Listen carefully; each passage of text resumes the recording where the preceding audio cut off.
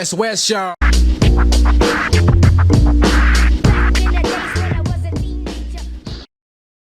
Yeah, because StreamYard, I always see the ads that come on Facebook. Yeah. The ads of it come up. Yeah, they're pushing. So it's probably, I don't know if it's the algorithm because I'm always looking at podcast stuff. It Yeah, always yeah. comes up as an ad and stuff Yeah. like that. But Oh, will be. it's the ad where the guy, he's an African American guy. Yeah, He yeah. comes up and he goes, "Oh, we'll start stream now," and all those other squares, other people. Yeah, go, yeah. Whoa, how come your TV is so HD? And oh, I use StreamYard and blah blah blah blah.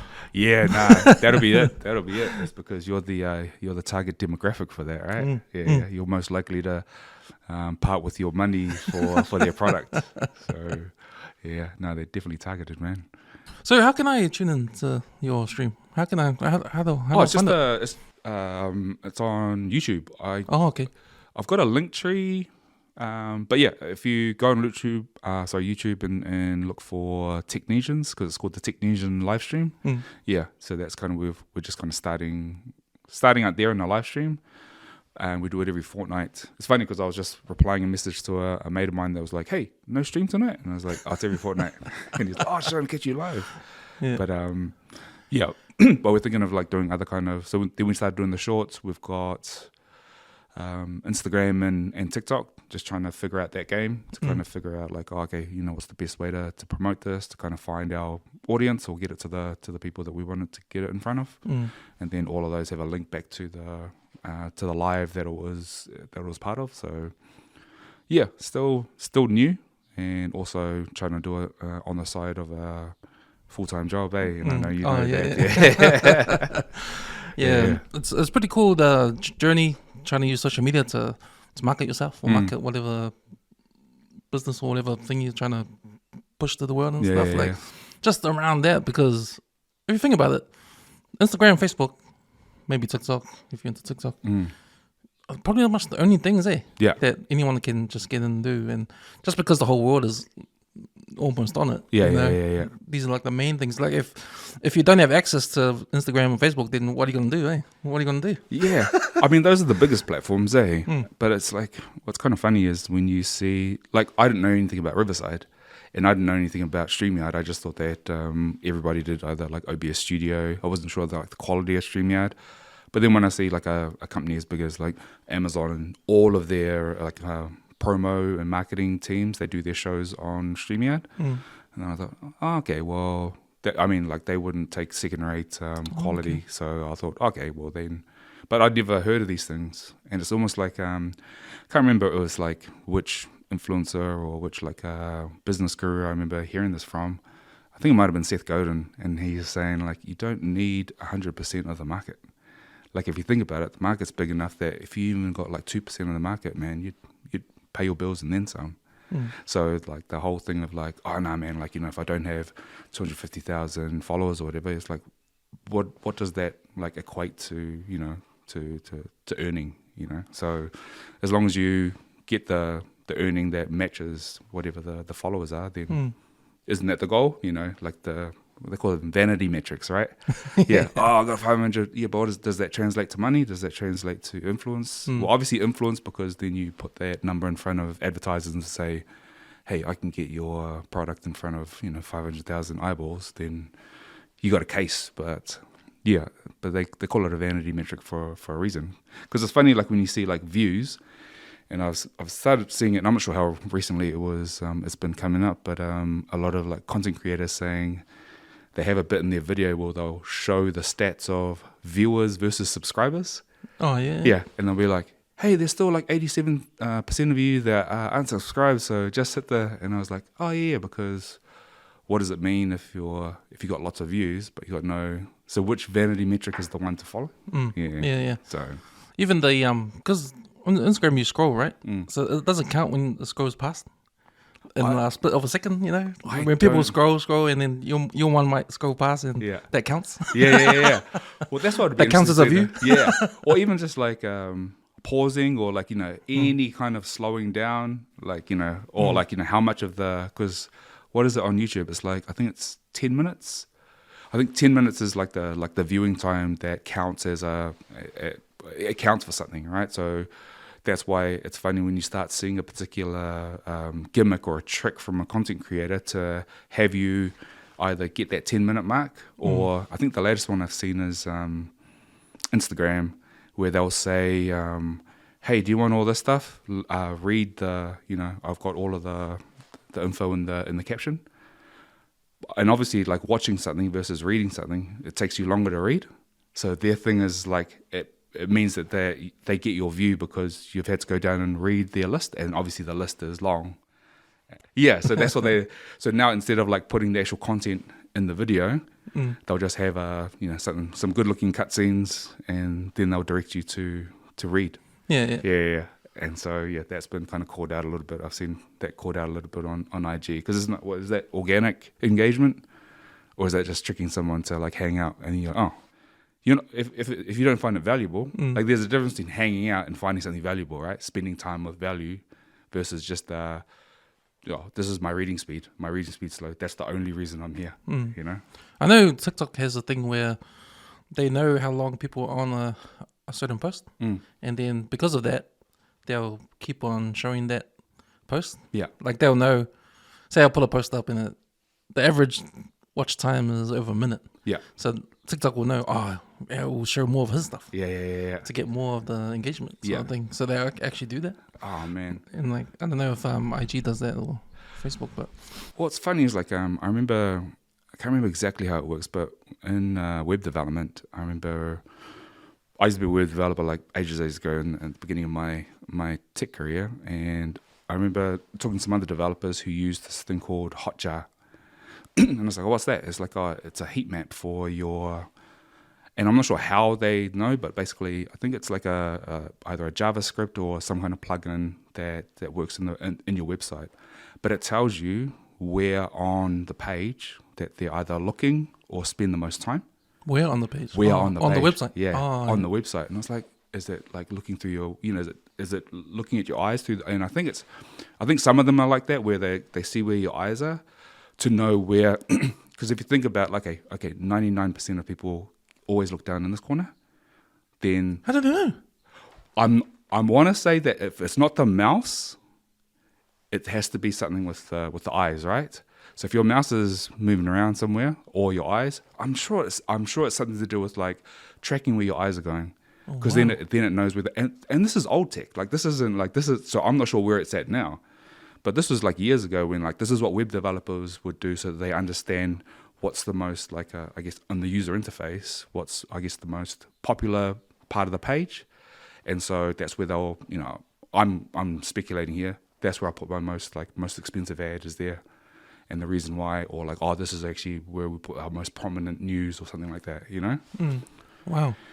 Yeah. Now there's a whole bunch of stuff, especially with I guess you would have been across like the Social Dilemma and all of those. All the documentary. That stuff that kind of came out. And it's not actually, if you work in tech, it's not surprising that they would engineer a whole bunch of stuff into our apps and our things. I think you had Tony Laulu on. Yeah, that was a cool. That was a cool pod. Do you deal with that guy much? Because he's in that digital discipline space. Yeah. He's definitely man. I got nothing but respect for that guy. Just taking that particular, I guess, niche, and just kind of running with it, and definitely on this is actually a much needed, I guess, discourse and education and information that needs to be out there, and just kind of like just backing it and just running that straight, because I was like, I guess in the tech space it kind of goes against what engineers are trying to do, which is more time on screen, right? Time on device.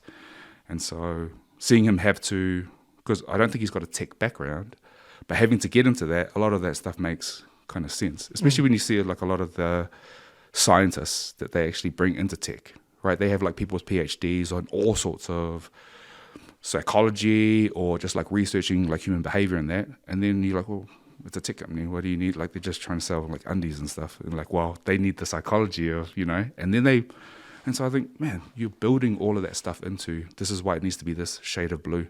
This is why it needs to be like 2 pixels this way instead of 2 pixels that way, because then you get the engagement. And the thing is, the test bed for this kind of stuff is massive, Because if you think about it, if you need to really know something at a high level of confidence, you need 5 million tests? Where else can you just like test 5 million people like that and then go, nah, this is almost 100% sure if I put this button here, because I've literally made all these monkeys, like all these people, which are just like the test monkeys, go like basically prove my hypothesis. Yeah. And then, so that's how they develop these apps with all of that. If you look at the global scale of testers, and then they just build it into the app. So how great is that app? So the next person that comes and picks up the app, how much power do you think that they have against tested, proven, psychology kind of researched, I guess, not even just the algorithm, just even like just the UI, just the user experience and the user interface. So see, that process talks to how AI works. Like if I know what I hear and read, like AI learns from humans. Yeah. And then they can just learn themselves after that, Yeah. They go on we put them in a direction and they go in their own path. When I was thinking about Tony and what he's doing, he doesn't come from a tech background, but he's sort of like the guy outside the box. Yeah. Looking in. Yeah. And how about this idea? Yeah. You guys didn't think of it because you guys are so into your computers and blah, blah, blah, numbers and all that. I don't know nothing about. Yeah. But I do know life. Yeah. And here's something you probably missed out. And it's like, oh shit, true. That's the application that's kind of like that's kind of new for a lot of folks in tech, is just the human, because we're all like barreling like at speed light towards all becoming machines, and then like the human aspect of it is the thing that like throws everybody off and like, oh, that's actually that's a pretty radical idea, and people are like, well, it's like a humanist aspect, they call it, because they have these different philosophies in tech. Around being a techno-optimist or a techno-pessimist. Techno-optimists are people that believe technology is our savior. Technology is the thing that's going to advance and cure and make everything democratic and equal and free and all that. So they would say, the faster we, just bet on tech, and then that's going to save us. And the pessimists are like, no, it's going to kill us. AI is going to turn into like, the AI overlord, and we're going to be, it's like, Matrix kind of, we're just going to be at the batteries for these robots. Which one are you? Man, well, they say there's a humanist is I think this is it's funny, it's are you an optimist, a pessimist, or a realist? Right. You've heard that one, eh? So I think this is just the 2023 version of that, and the middle ground is the humanist, right? And I'm a humanist because even though I'm like a big tech geek and I love tech, I never lose sight of the fact that it's here for us and not the other way around. It doesn't like if humans didn't exist, the tech doesn't build itself, right? There's been a few. The reason I like Lex Friedman's podcast is because he has like a lot of computer scientists and stuff on there, like real smart people, and I just like, again, like yourself, learn a lot from just listening to the conversation. Not a lecture where they're just saying one-sided thing, but having a back and forth where they get objected and and pushed back on and stuff like that. And so what's funny is like I think it was George Hotz on the George Hotz. Even though I've got certain opinions about George Hotz, who is he? He's basically a hacker from back in the day and a developer, but mainly known for jailbreaking iPhones back in the day. Oh, okay. Super smart guy. But he's the one that when Elon was like, we need to like rewrite all of Twitter, which if you understand like code bases, especially for something as old and as massive as Twitter, that's not an easy thing to do. You've had like, I don't know, hundreds of top level engineers work on this. So for someone to say, oh yeah, let me, I'll come and do it myself single-handedly. And I was just like, the hubris of this guy to just be like, because I was like, look, I know you're smart, but Twitter was full of smart, like super smart people, all working in teams year in, year out to make Twitter what it was, right? And so he comes in, and then obviously he kind of just like starts tweeting a bunch of stuff like, oh, I don't know. And you're like, dude, you don't understand. You don't actually understand the code base. You don't understand how this thing was like designed and built. And then he fizzed out without making any impact, which was like, this is, I don't know. I was going to get into my like, how like, it's usually Balangi engineers that can do something as absolutely audacious as that, and everyone just like lets it happen, and they will forget about it. And that's because we don't understand half the time. Oh, and things like that happen. Like say the internet, for instance, right? Can you remember the first time you ever used the internet and what for and what were you excited about? Because when I remember back in the days when I first touched the internet, all it was I think it was a chat group.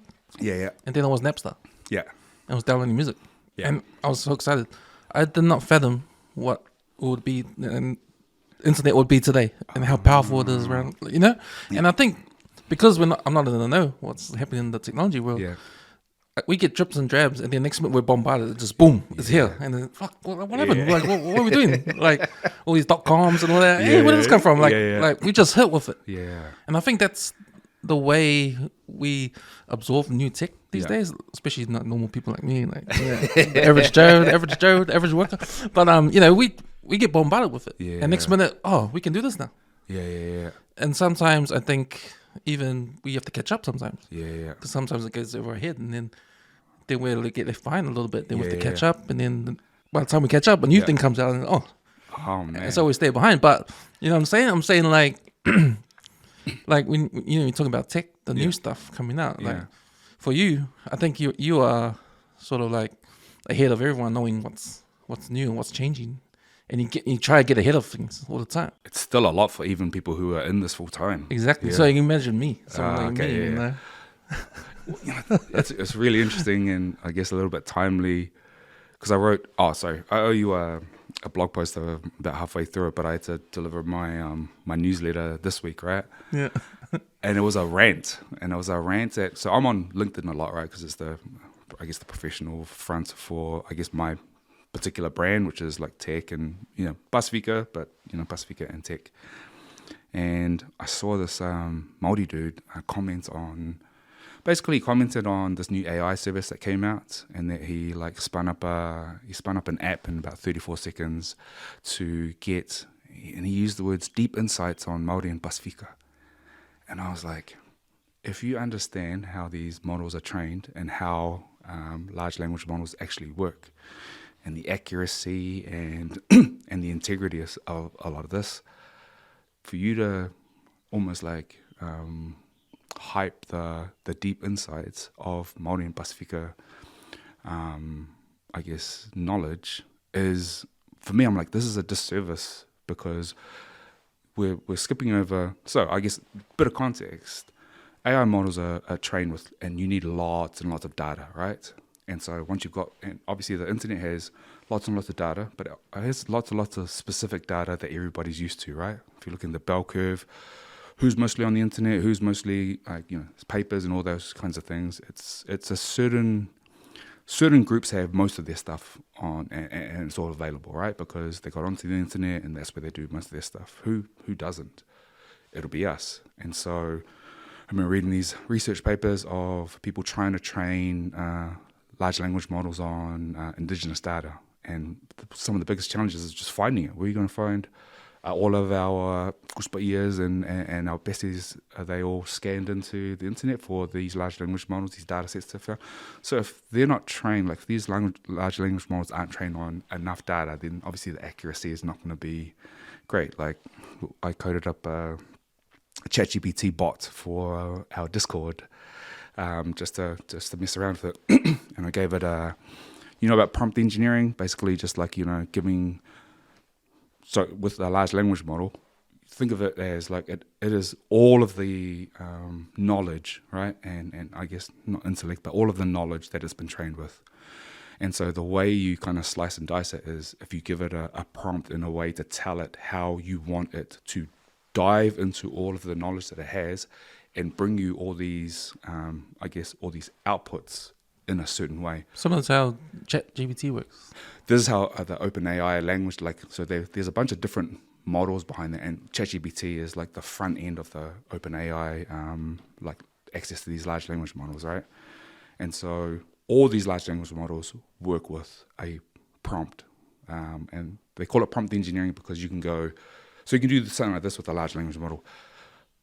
You are a 1976 nature researcher that has lived in a hut for, 50 years and has experienced blah, blah, and you've learnt this from the elders and you've fished in this stream and blah, blah, right? And now you've got this story and this persona, and that's what they call it, the persona. I want you to advise me as an elder from that generation on the best fishing spots and the way I should look and see the world through the perspective of this indigenous tribe or blah, blah. Then it will go and basically put together everything it knows to give you the most accurate version of the thing that you've asked it to be. So this is why people go, I want you to be a counselor. I want you to be a sports psychologist. But you give it all these different kind of prompts, and I mean, I won't get into all of the prompts, but all these different kinds of prompts to give you the best kind of output from basically all of the world's knowledge inside of that large language model. Okay, so the way I was thinking is that how ChatGPT works, it just goes into all the internet everywhere and grabs all the information and spits it out for you in the essay. But is it like it's not a whole internet thing? It's groups of general, what's it called? General models? Yeah, or they're called models, right? Or foundation models, or all these different large language models. That's what large language models. So there's heaps of them all around. Yeah. Put together by people that in the know of whatever they're. And they're all they're all trained in a different way, and they have like, I guess, different specialties, right? Oh, okay, and a program like ChatGPT, if you're given a prompt, that's access to each of these models around the world, like whatever the prompt is. No, so the prompt is as a keyword? No, the prompt is almost like so you can pick a model and then you give the model a prompt, and then the prompt will be used for the model to then go and like get all that information and shape it in the way that you want it. So that's kind of what the prompt is, almost like the instruction set. So you pick a model and it's good for text, or it's good for natural language processing, or it's good for I think if it's multimodal, where it's like does like images and sound and stuff like that. Then you give it a prompt that it's basically optimizes for different outputs. So like your DALL-E versus like Midjourney, they'll be like using different large language models behind it, right? And so if you understand how, and a lot of it's pretty complicated, and I don't profess to know all of it. But especially if you're in tech, if you're in tech, even as like, especially as an indigenous person, the hype, and then where it kind of applies to how it's different for different groups of people. Only because it's statistically, if you look at the data, then it's not going to be great for the thing that I'm looking for, because it can't be. It hasn't been trained enough. So therefore, my expectation should be, it's kind of dubious to use this and then say this is a deep insight, or this is actually profound in any kind of way. And you get that so I coded this bot, and I gave it a prompt to say that you only answer me in Samoan.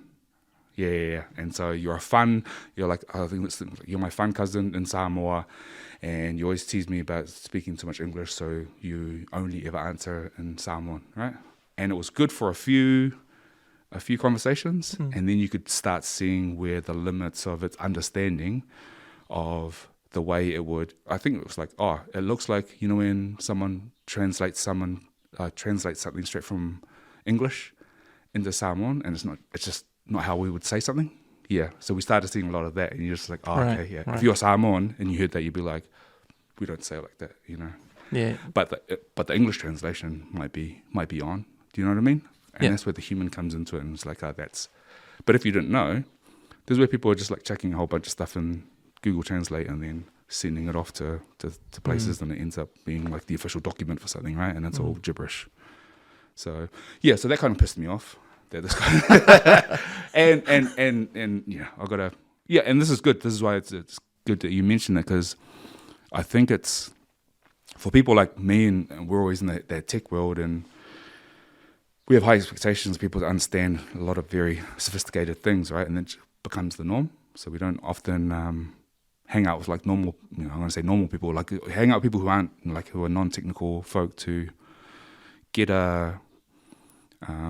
just get a more realistic perspective. So I got pissed off at this dude, and then I wrote a whole freaking newsletter about just basically about all the times I've seen us getting taken advantage of or exploited because of the new tech, you know. So AI, like AI is the latest one, but you know, crypto, NFTs, Right. those kinds of things, right? And obviously, like everything has its dangers, and everybody should do their due diligence. But I think NFTs are probably the worst one, because all of us in tech were like, this is bullshit. Like, what is this? Like, this is just it was like, for me, it was like Neopets for adults. It's a game. It's just like a game. And so when I started seeing these artists, these Māori artists on Instagram talking about breaking the cycles of generational wealth. Breaking the cycles of generational wealth. Yeah. And why would you break it? Sorry. Like, I think they were meaning like I guess like poverty, and so this was for their generational wealth. You know, they were going to change. They were kind of for yeah. Oh, okay, yeah. And I was like, I felt for them, because I was like, man, I don't like, unless, like most pyramid schemes, unless you get in early and then get out. That's the only way I've ever made. Because I'm not, not to be I use it, so I'm not going to be a hypocrite and say don't use any of this stuff, but know what you're using it for. So I got into Bitcoin when that came out, and I played that game and got in early, got out. You know, all right, yeah. Right.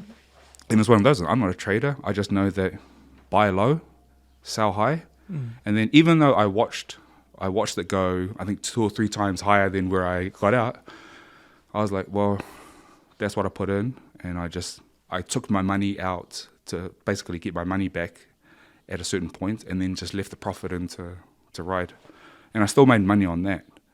But obviously, I was like, but you could have made more, but I could have lost it all as well, you know. And so, if you're doing that, then fine, go and play with some disposable cash. But when people are talking like that and putting real money into, and then they put real money into something like NFTs, I was like, come on, man, you know. And when I first heard about Bitcoin, like the first story I got out of it was, it's got to do with how much humans value it. That's why it goes up. Like, if you believe, see, if people wake up tomorrow morning and no one cares about diamonds, then diamonds are worth nothing. 100%. That's how money works right now. Yeah, and that's the story I got for Bitcoin, you know. And so I didn't really believe it, but I thought I was late to the party, and I would have bought it when it was $1, you know. But like I said, I'm just a normal guy, and tech people are way ahead of where we're going. Lots of tech people got duped, man. Like lots of tech people got duped in that. With the NFT stuff, it's a similar thing, because the story I got when I first heard about it is it's a digital trading card. Now, I know America is hard out about trading cards. Yeah, I mean, American sports, oh my gosh. They are hard out. I mean, a ball, I think it was, what's his name? Tom Brady. He threw a touchdown pass, and it was like it was a milestone pass. And the guy who caught the ball, he celebrated and gave the ball to one of the fans. Oh, yeah. And the management, they go, no, it's worth thousands, because that's a milestone. Well, forget what the number was. Yeah. So they actually had to go ask for the ball back. Oh, snap. Okay. Yeah, and then he got the ball back, and all the crowd's going, you shouldn't have gave it back. You should have asked for $1 million or something like that. 100%. You know? Anyway, if Tom Brady felt sorry for him, he gave him one Bitcoin. Oh, okay. And at that time, it cost $60,000. Yeah. And then I heard there was a drop later on, it went down to $30,000, so about half. Yeah. So I don't know where it is now, but like I said, like, see, that's America. Like, they're into this sort of thing. They value things like people in New Zealand don't, you know? Yeah. And NFT is the same thing. Yeah. I mean, they're a trading card country. Like, there's a $1 million industry over there. Yeah. Oh, and we're talking about trading cards, baseball cards, and all that kind of stuff. Yeah. And like, when we get into the NFT space, like, we don't have that kind of culture here. Yeah. You know, we don't have that. We don't value these things. Yeah, really. collectibles and tradables. Yeah, not like the Americans. No. So, of course, they're going to have big stories. Yeah. And they can make money on it and all that kind of stuff. But in saying that, like, the recent story I got with the Bitcoin stuff was that, and this when I figured out for myself, it's a pyramid scheme. There's all these pyramid schemes going on, because I was approached by someone talking about this thing. Yeah, it's Bitcoin. Yeah. It's 0.0000. You're buying 0.000 whatever one Bitcoin. Yeah. And you just watch your money go up, blah blah. But there was a point in the conversation when I was thought, hey man, I've had these conversations before. It's like like Herbalife or something like that. You know, same kind of Amway, same kind of sales pitch. Like, oh I think I know it's. You've been here before. I've been here before, man. Yeah. This is just a new form, eh? Yeah. Nah, man. No, well, that's it. And especially if you're looking at the whole. Here's the thing, though. What's funny, like, because I got into tech because of hacking, right? And there's a hackers manifesto out there, and the gist of it is we believe in information should be free to everybody because information is power, and there should be. It's almost like the anarchist kind of mindset of like if you're not an authority, you got to be a proven authority. And what I mean by that is like we shouldn't just like give away authority to people. We should all like share knowledge, and it shouldn't be like, oh, I'm gonna sell my knowledge to you. It should be like, and that's why I've always like loved the hacker culture because they will go and break into a database or something like that, and then just give it out. And obviously there's criminal gangs around there. That's a different kind of thing. But for me, and this might be just my romanticizing a little bit, but like the true hackers, like they're freedom fighters. They're like freeing your mind and free information, and everyone should be able to learn anything that they want to learn and know anything that they want to know, kind of thing. And so with digital currencies, obviously you're going to get like a lot of the ideological stuff around things like blockchain and NFTs and things. Oh, we're going to cut out the financial institutions and stuff like that because the banks are corrupt and they fund oppression and war, and all that's true. And so they would sell a lot of. So I kind of believed in the whole. Oh yeah, man, like I like the whole Bitcoin thing. I used it when do some hacking back in the day, so you needed to be like untraceable, right? And so I remember this, like I spent 2 months trying to, okay, if I was to go totally off the grid, where I don't use my bank accounts, but I have services and I have basically an encrypted throwaway laptop and use and buy Bitcoin. So I had to buy Bitcoin there was like a local called local Bitcoins market, right? And so on there you would buy something, and then they would send you a bank account for you to go. And so I'd go to South Auckland and try to like basically not get caught by cameras, is obviously like, and go to a bank and make a cash deposit. And they'll say like, don't write anything identifying on the receipt. And then I'd use a burner phone with a 2 degrees SIM that I just like a prepaid one. And then I would like take a photo of it and send it to the person, and then they would release the Bitcoin into an account that I had into my wallet, and then I'd use that wallet to buy services online that accepted Bitcoin.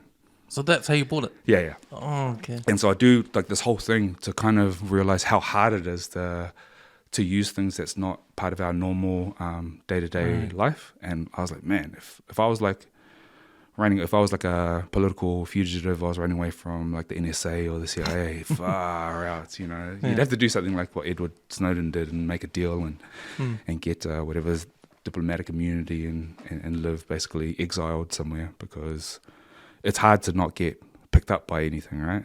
Yeah. So you can see how and why the banks didn't like it, and you can see, why you had to go through to get the transaction done. It's like Cloak and Dale type stuff. But, yeah. But it just goes to show, like, the norm doesn't need to be the norm. Is that the hacker mentality? Like, is the hacker mentality? Because I can appreciate what you're saying about hackers, because especially the ones that you appreciate, that want things to be free. Don't want the system to be in control. Yeah, that they probably don't need to be in control, but they are. Yeah. Like, it's not fair. Yeah. Why there's a set of rules for you? Yeah.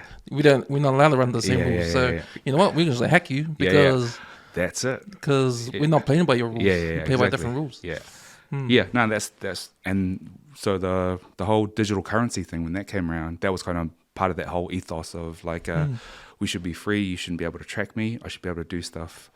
And the funny thing is, like, obviously there's a naivety to that, to understand that, like, while we want to kind of be free and do what we want to do, we're not hurting anybody, that kind of thing, that we all still live in a society together. So there's going to be edges and borders to that kind of ideology that you have to either come to terms with or stay completely you have like the survivalists is, they're a kind of a similar kind of breed. Survivalists, they're the ones that like live off the grid up in the mountains. I don't want to say they're all rednecks, but like they're kind of like in a, they're very like live off the land, all that kind of stuff. Which I'm like, I admire those kinds of people because they can like make a car out of anything and just like live in the mountains, all that kind of stuff, and they got the discipline to kind of do that and the ideology to do it. So would you say that's a techie mentality as well, like to try because you can live off the grid, like try like because you can,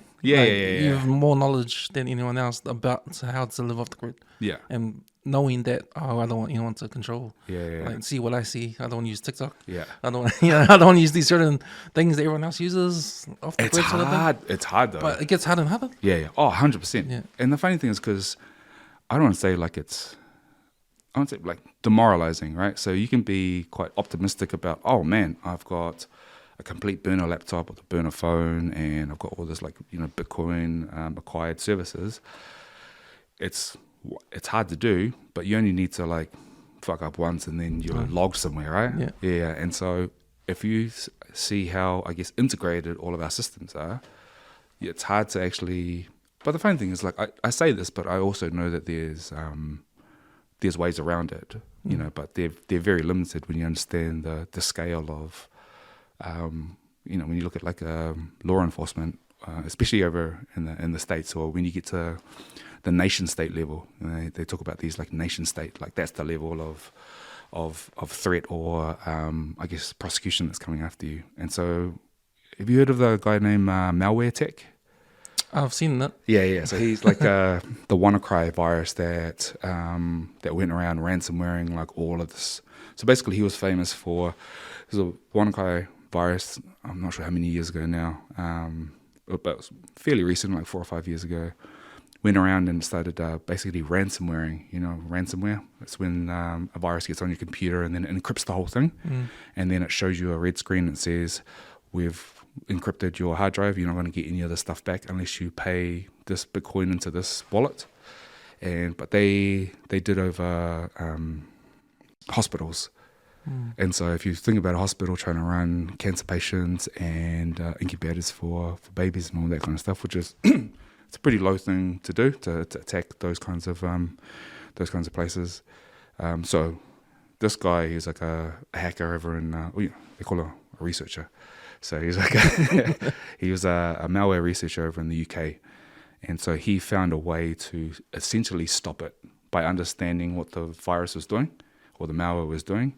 He went and basically sinkholed a DNS entry because there was a callback function from the thing, and once he kind of like went, oh, if I stop this, and then when he went stopped it, everything stopped. Oh, right. Yeah. Or I think it like went into a loop, so it never like they were able to get the systems back. I can't remember the exact details, but and then he went on to so it's funny. Then he went to this big hacker conference in Las Vegas, DEF CON, which is like basically it's been around for years. It's a pretty iconic kind of. Have you been to? No, but I want to go. It's in Vegas, and like it's pretty cool. All the weirdos. Like we have a few hacker conferences here in New Zealand. Oh yeah. Yeah, and those are really cool to go to. But what's funny is like he went over there, and then he got doxxed over in the UK because he didn't want to be found. Then obviously because everyone was like, oh, like the media and stuff like that. And then once they found him, then he kind of became famous. He didn't want to become famous. He went to DEF CON with his mates to go to the thing. Then the FBI arrested him at the airport when he was leaving. Yeah, and then they were like, hey, because I'm not sure, he was in his 20s. And they're like, do you remember this virus? Yeah. That you wrote when you were 12 and you sold it on the dark web? He was 12. Yeah. Oh, I think he was like, he might have been 12. Or, like he was young. Oh, yeah, wow. Yeah. Because like he was young now when he got arrested. Oh. So they were like, when you were a kid, you wrote this virus. But lots of smart kids out there writing this kind of stuff, or just trying it out. And like, the internet's full of information, right? So everyone can make your own pipe bomb if you want, basically, And so, yeah, so I kind of like follow him and listen to a bunch of the stuff that he says, because he went through like that whole federal level investigation, right, and prosecution. And so to get his take on his understanding of the global hacking scene, he's like, the NSA, all these intelligence agencies, they know all the hackers. The only difference between the ones that don't get caught are the ones that are in jurisdictions that the US can't reach. But otherwise, they know all these different nation state hackers are. And so when I think about that, I always like, oh, so there's no one, and like I've seen people go, oh, but if you do this, he's like, they know everybody. They know everybody. And the other thing they do is they get a few dweeb hackers who are in with the group, and they flip them. So there's been a few cases where a bunch of like a prominent hacker got flipped. Then he went and basically ratted everybody out. Oh, yeah. No honor amongst thieves kind of style. So this malware guy, did they flip him too to work for the FBI so they can find other hackers? No, like the catch me if you can scenario. Oh yeah. Well, it's funny because, and I only heard about a lot of it, and like when I was kind of coming up in tech, this is like early 2000s, and I always heard about the hackers who get caught get given jobs, and I was like, oh, that's kind of cool. But then later on, I would hear it was like hackers who got caught were told to do this, or they would get prosecuted. All right. Yeah, so it's almost like they're forced to pick between, okay, cool, get prosecuted to go to jail, or now you're going to have to work on this stuff. And so obviously they turn state's evidence. Right. You hear that a lot in those movies. But yeah, I don't know. It's a pretty awesome kind of scene to be in. But yeah, that's why I was like, when I was thinking about doing all of that kind of like off the grid stuff, I was like, man, this is not practical. You need to be disciplined to do this day in and day out, like mentally, like somewhere. And I was like, nah, man. But then I also got given this, like, I remember encrypting everything, right? So I'm like, everything's encrypted, and my mate was going, and this is when I was like, I still had a fairly intermediate kind of understanding of, I guess the hacker mentality. And so he was going, oh, so why are you encrypting everything? And I was like, well, they can't like read my shit and blah blah. He goes, okay, cool. He goes, the problem with that is if I've got like this big screen and I see all these streams of data and I can read all of them, and then I see encrypted one, who do you think law enforcement's going to go after?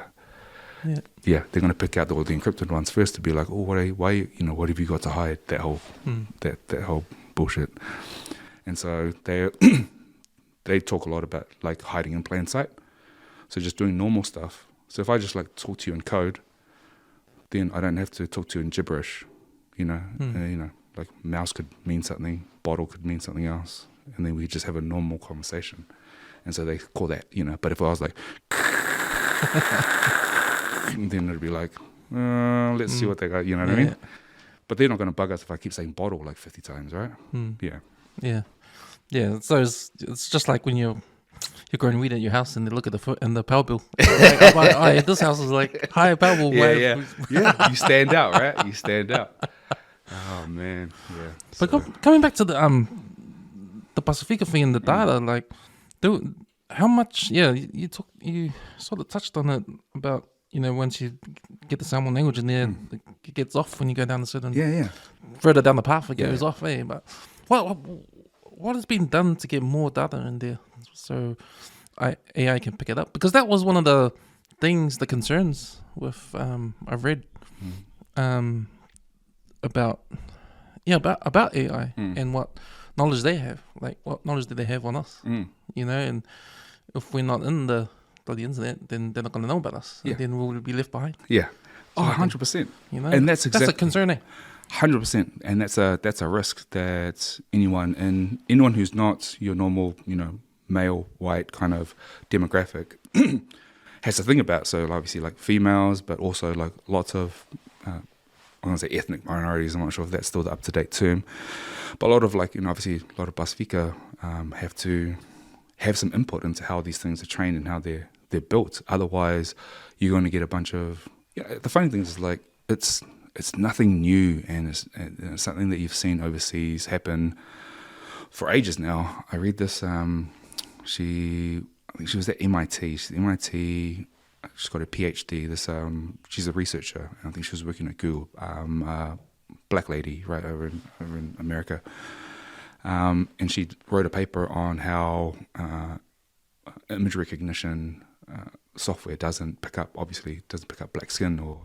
Oh, doesn't it? Yeah, Oh, yeah. sure. Well, I mean, back then Yeah. it didn't, and I remember reading this thing about Kodak back in the day about like how it wouldn't. You take a photo, and obviously like white skin comes out pristine, but any other thing than that would either not come out or like would come out all kind of funny. And I think the thing I read about that was because here's one thing, like there's malicious, there's like screw those non-white people, and then there's just ignorance, which is like, oh, we never thought about different skin colors. And so they will just like test it on a whole bunch of like, oh, cool, like me, my friends, my community, and then you go, man, this is like 99% accurate. Like, okay, cool. Right. And then they put it out into, get it out into the market, and it's like, oh, hey, it didn't pick up this Mexican guy.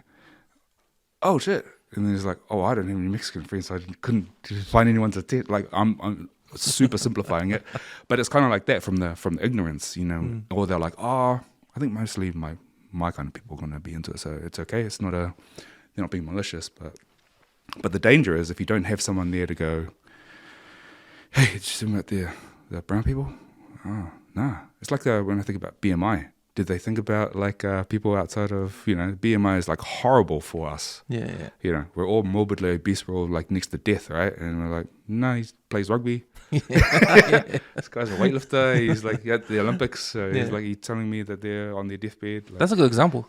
well, it's the same kind of thing. Why didn't you think about like the, I guess a more distributed kind of base of people, And so it's the same thing for tech. But the crazy thing about tech is because it's the example I gave before about like where can you like test 50 million people in a second with tech, with large scale internet accessible supercomputer pumping stuff out to your mobile phone kind of thing, right? And they didn't even know it. And they don't even know it, right? And so if you've got something on that scale and just churning out like quite fast, then you're gonna get harm at that scale. Because if it's just like if we don't have internet and stuff like that, and we're just messing around here, if my app just happens to like point the car, my auto driving car in the wrong direction and like run over some guy's kid kind of thing because they didn't pick up the skin color in the night, then that's the damage just here. But if that car is everywhere in the world, do you know what I mean? And that's kind of what they always use this term in tech about at scale.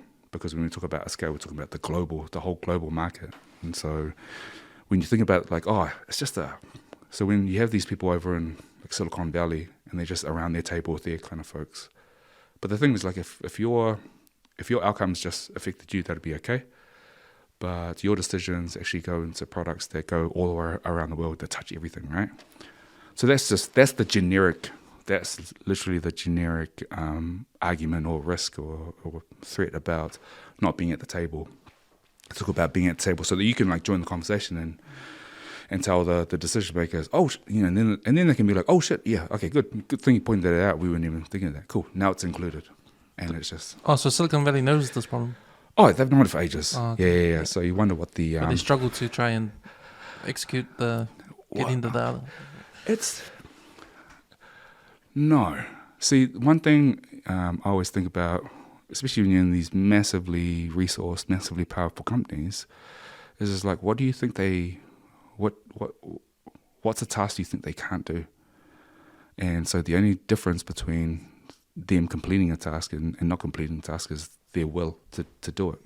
Because they've got all the resources, they've got all the time, they've got all the manpower, everything. So you think, okay, so why wouldn't you do this? Well, same reason why like a lot of stuff kind of either ideologically, they don't believe it, it's not important. Oh, it's not really, it's not really missing all of these, or it's not profitable. So if profits doesn't come into the equation, and you'll see this when you work in corporate, and there's always a DEI, diversity, equity, and inclusion department or like a group or team, and you wonder why it's under-resourced, underfunded, and because like it's kind of good for brand, but the actual practical investment that's required to make a change, different story now. It's going to cost us money. I thought we'd just like take a photo and put it on the website and do a lunch every now and then. It's like, no, you got to like help more of us with our interviews and our CVs and maybe some training. But is that going to cut into your work time?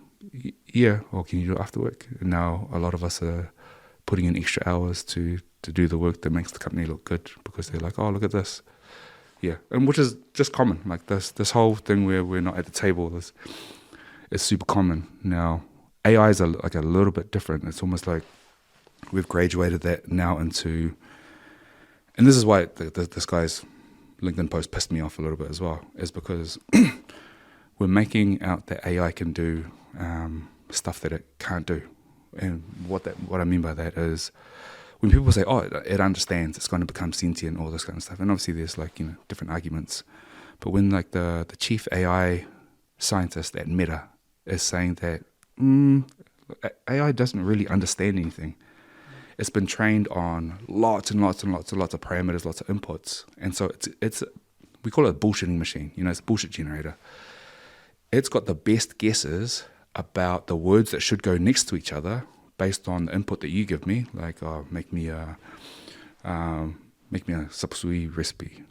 Because it knows all of these kind of things, it will guess all like the sequence of words that go together to give you the best recipe. And yeah, obviously a lot of it will be accurate based on how many sapsui recipes are in there, right? And so you're like, oh man, this actually knows how to make a sapsui. No, it doesn't. It statistically knows how to throw a whole bunch of words together that should equal what you've asked it to do. So that's not the same as understanding.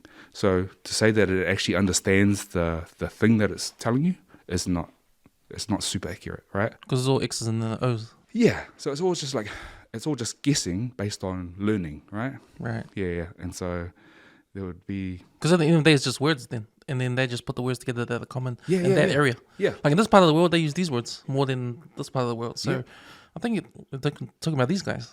So when they're New Zealanders there, they use these words like this.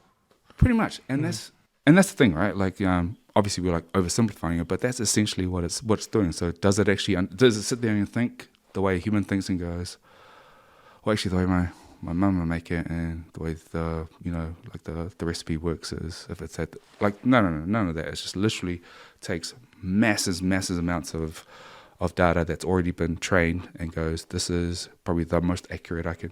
So one thing that's kind of funny is when I'll use ChatGPT and I'll be asking a bunch of stuff, especially if I'm like coding and I'm looking for a different thing, and it'll just make shit up, and then I'll be like, yo, even stuff that I'm like, no, that's wrong, And they'd be like, oh, sorry, my mistake. It's actually this. And then I'll be like, that's also wrong. Oh, yeah, sorry about that. And but the funny thing is, like, I remember this PhD, this lady with a PhD in her field of research, she was saying when ChatGPT first came out, they were like testing it on a whole bunch of stuff. And she was saying, man, like, this was really good. Like, it was breaking a lot of stuff down and analyzing a lot of stuff in terms of, like, sentiment and words, right? Word analysis. And it was convincing her that it actually understood her research.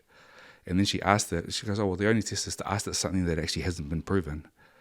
And ChatGPT at the time literally was like, oh, this is, and she was reading through the answer. And she was like, that's actually really plausible. That's really plausible. And it was like, cite your sources. It made up a whole bunch of sources. Like, oh yeah, this is made up. Yeah. It was like, oh, this is a research paper by blah blah in 1975, and then they don't. These are papers that don't exist. Wow. But would we know that? No, of course we don't. We'd like, oh, there's like 5 references there to, oh, that looks like it's on, this journal, and that's a peer reviewed journal from a science, like a reputable scientific institution, and so. They were saying, man, this is dangerous in how believable it is, how plausible this stuff is from people who actually know that's their field of specialty. Now, that's a good thing to keep in mind when we're looking at these stuff to go, oh, that's nice. It can do a bunch of this low-level stuff. That helps us, right? Like, I'm all for AI helping us, as a tool to go, okay, man, this is a boring report. Make sure it just says a whole bunch of stuff that keeps the corporate, ticks all the boxes, fills in all the fields or whatever. and then I'll just make sure it's kind of accurate, doesn't repeat itself. Off it goes. Saves me 2 hours of my day. 100%, that's cool. But I'm not going to write a research study based on anything that comes out of this thing. And then I've got, 5 flawed blocks that I'm going to build a case for why we should exterminate all the Samoans in Auckland. You know what I mean? But it looks plausible. Oh, man, I think the Samoans are going to revolt and kill us all based on all these research papers that says that, when the moon hits whatever. But it just sounds plausible because it knows how to write plausible things because it's read all the plausible things, right? In the correct language and the tone and everything to make you go, they're solid, man. I think we better get rid of all the Samoans before they, I feel like that flaw is not public knowledge.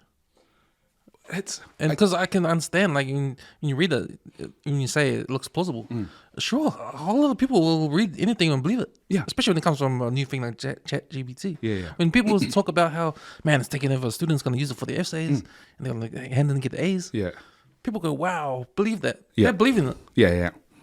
And it's hard for teachers to catch it out as well because if you think about it, like this is a super, I don't want to use the word super knowledgeable tool, right? And so I don't know. So if that's in the background, right, you're going to use it and think you're going to believe everything it comes. 100%.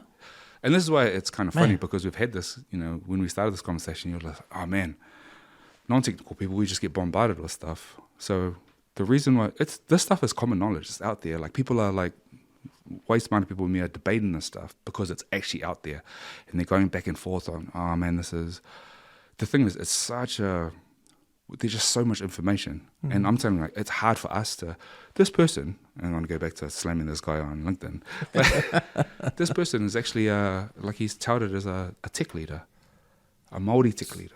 And so, because he's a kind of like a prominent figure in the company and online and stuff. And so obviously other people would be like, oh, that's actually mean. And I was like, man, if we're going to be a tech leader in this space, especially around this tech, especially us, you should definitely be putting the full story out there, tempering the enthusiasm. Like I'm not knocking the enthusiasm. I think the stuff is cool. I'm a geek. Oh yeah, man, it's going to do all this stuff. But when you start mixing in stuff that it's not supposed to, or actually doesn't do very well, and then you have a whole bunch of people get excited about, oh yeah, we're going to use it for translating it into my language, and then you're gonna, oh, we don't actually need a Samoan translator. We can just use this. And then just go and ball something up out there, or just like completely use the word appropriation, but it's just like, okay, so what? You don't need us anymore. And this is the danger when I'm saying like the AI danger is even. So if you think about it, if we all believe the hype, this is a super intelligent being now.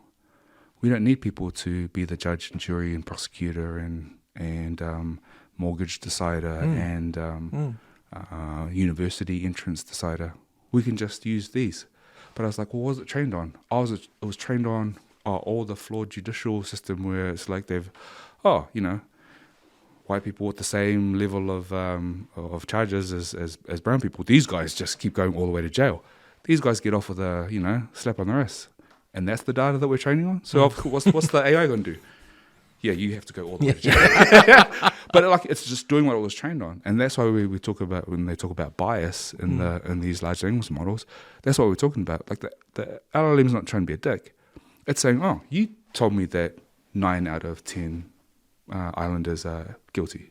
So I'm keeping that average, It's not like when the stats come out and you look at the stats but not knowing the full, why. Yeah. You ask why. Yeah. Why is the high number here and low number here? Yeah. And why has it been for decades? Yeah. Like, there's no why about it. It's like, oh, that must be how it is. Let's do it. Yeah.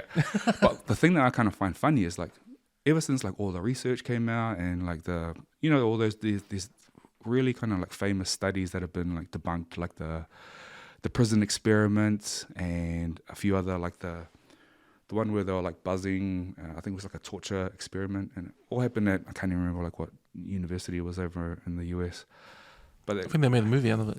Yeah. Experiment. Yeah, but they actually like debunked it by looking at the actual research and going, oh, your sample size is like just these guys, and so the basically the conclusions that you're drawing from there and going, oh yeah, this is what people are like, is like based on those 20 white guys who all like, Ivy League schools. It's like it's maybe those guys, but like you can't extract that draw that conclusion from it. And the funny thing is like, but now that we've got all this other research about like, oh, actually the judicial system is pretty racist, right? There's systemic racism. It's just built in because we've been using the same system for ages, right? So obviously, if it hasn't moved with the times, it's going to have all this inherent bias in it, right? But then I was like, I wonder what an LLM would be like if obviously it's got all like the historic data and the stats, but then it has to temper it with all of the research that's gone. Oh, actually, it's actually quite biased. Now, the next step would be, okay, so if the LLM now says, yeah, actually, Barang, you go, no, you're going to go all the way, how long do you reckon the LLM's going to stay around for? Do you know what I mean? Yeah. It'd be like, oh, that's not right. Well, like, but didn't we all agree that AI is super intelligent? So that's when the politics comes into it, and that's the man. There's no easy way. No, you're giving me all these solutions, but there's a dead end at every. There's always, man. It's multi-layered, and that's the thing that people have to keep an eye on, and that's the thing that kind of keeps you awake. Well, keeps me awake at night sometimes when you just think, oh man, because we all play this game on different scales, right? We play it at work, we play it with our families, and it's just like, how do we keep the peace based on trade-offs of people's personalities, their motivations.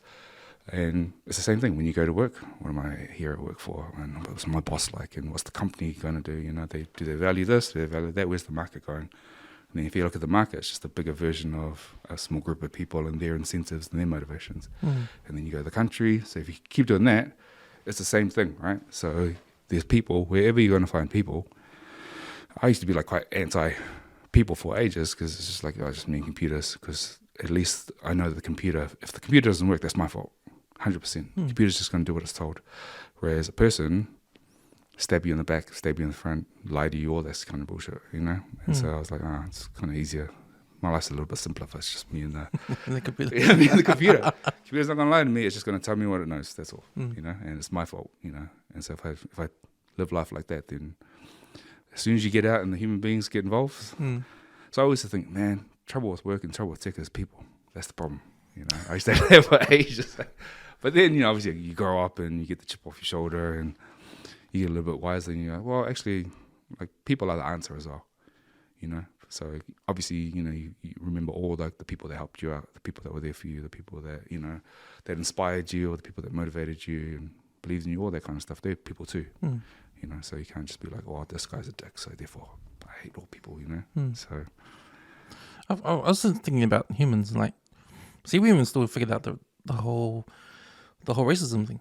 So how can we expect AI to figure all that out if humans can't even figure it out themselves? Like when I think about the struggle, the Pasifika struggle, it's living in the Western world.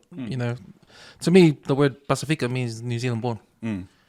Because I don't hear it anywhere else but New Zealand. Yeah. Like I think Australia they say Polynesian, in LA, in America they say Polynesians. Yeah. And Pasifika seems like a word that was invented by us, by New Zealand born academics. Yeah. To if you think about it, Polynesian's only a small triangle, right, of the Pacific Islands. Yeah, well the Polynesians include the Maori, right? Yeah. But we don't say that here. We say Pasifika and Maori. Because we somehow took the Maori out of... Well, my understanding was Pasifika was just how like we have Melanesia, Micronesia, Polynesia. And so I used to say Polynesian to mean all Pacific Islanders. Like that's how ignorant I was, right? Like, it's not even that long ago. I was like, yeah, Polynesian. They're like, oh, but how about like, our Melanesian, Micronesian brothers and sisters? And I'd be like, are they not Polynesian? No, that's, and so Pasifika is supposed to, but there's, if you're Tangata Moana is that's the latest new word coming up. Yeah. But the reason why I brought that up was because of the values, the different values Pacific Islanders have, or Indigenous have with the Western world, and see, we haven't figured that out yet, because that's why there's racism. Yeah. That's why, probably there's a gap, there's a financial gap between, brown people and white people. Yeah. because we don't know how to live in the colonized world. Yeah. Or, we're still trying to figure it out. Yeah. Because it's not our values. Yeah, 100%. So if we're trying to figure it out, if the Balangis don't care. Yeah. But if Balangis don't care and we're trying to figure it out, Yeah. we're trying to live in there. It's like an uphill battle. Yeah. It's been like that for a long time. And there's racism because of this. How is AI gonna know if we don't even know? Yeah. If humans haven't figured it out yet. That's the whole point, right? So yeah. So don't like abdicate our responsibility to, it's almost like, hey man, like this is why that post pissed me off, because it's like you can be like super excited for AI for what it does without almost like handing that over to them. If we all know that, like, hey man, we're still figuring it out. We're still doing the deals and going, okay, man, that's not cool, and I'm doing this because of this. Okay, maybe we'll bring it. You know what I mean? Like we're still negotiating and doing the deals. And now what? We're going to throw it over to the AI, who we don't have anything to do. Don't have a lot to do with it. That's why it gets dangerous, is because where it's kind of headed. And I've always seen this, like especially in tech, the marketing hype for tech is out the gate, like marketing. Marketing. Like it. I remember like my barber was a few years ago, and I remember he was cutting my hair. Shout out Luke Fader, at Maloney's in town. But he was like, "Oh, do you think the robot's going to take over our jobs?" And I was like, because I was contracting at the time, and so I was going from like company to company. So it was like banks and insurance companies and other tech companies, right? And building their stuff. And in order to build their stuff, I got to see how they designed it, how they built it, who's working there, the skill levels, the coordination between teams, even like at the C-suite level, to see, these people are known for running good companies or whatever, and just going, there's a clown show around here, man. Like this shit is held together by tape and goodwill, and or like 5 people that like run around like headless monkeys like after hours to like keep the lights on kind of thing. And I was like, but that's not what you see on the marketing. The marketing is like, oh yeah, man, automation. It just goes from here and then does all this like magic and then pops out here and like there's no humans involved kind of thing. And you're like, that's all lies, man. Like the shit is broken. There's a person doing a copy and paste when it gets to this machine, and that's how it jumps.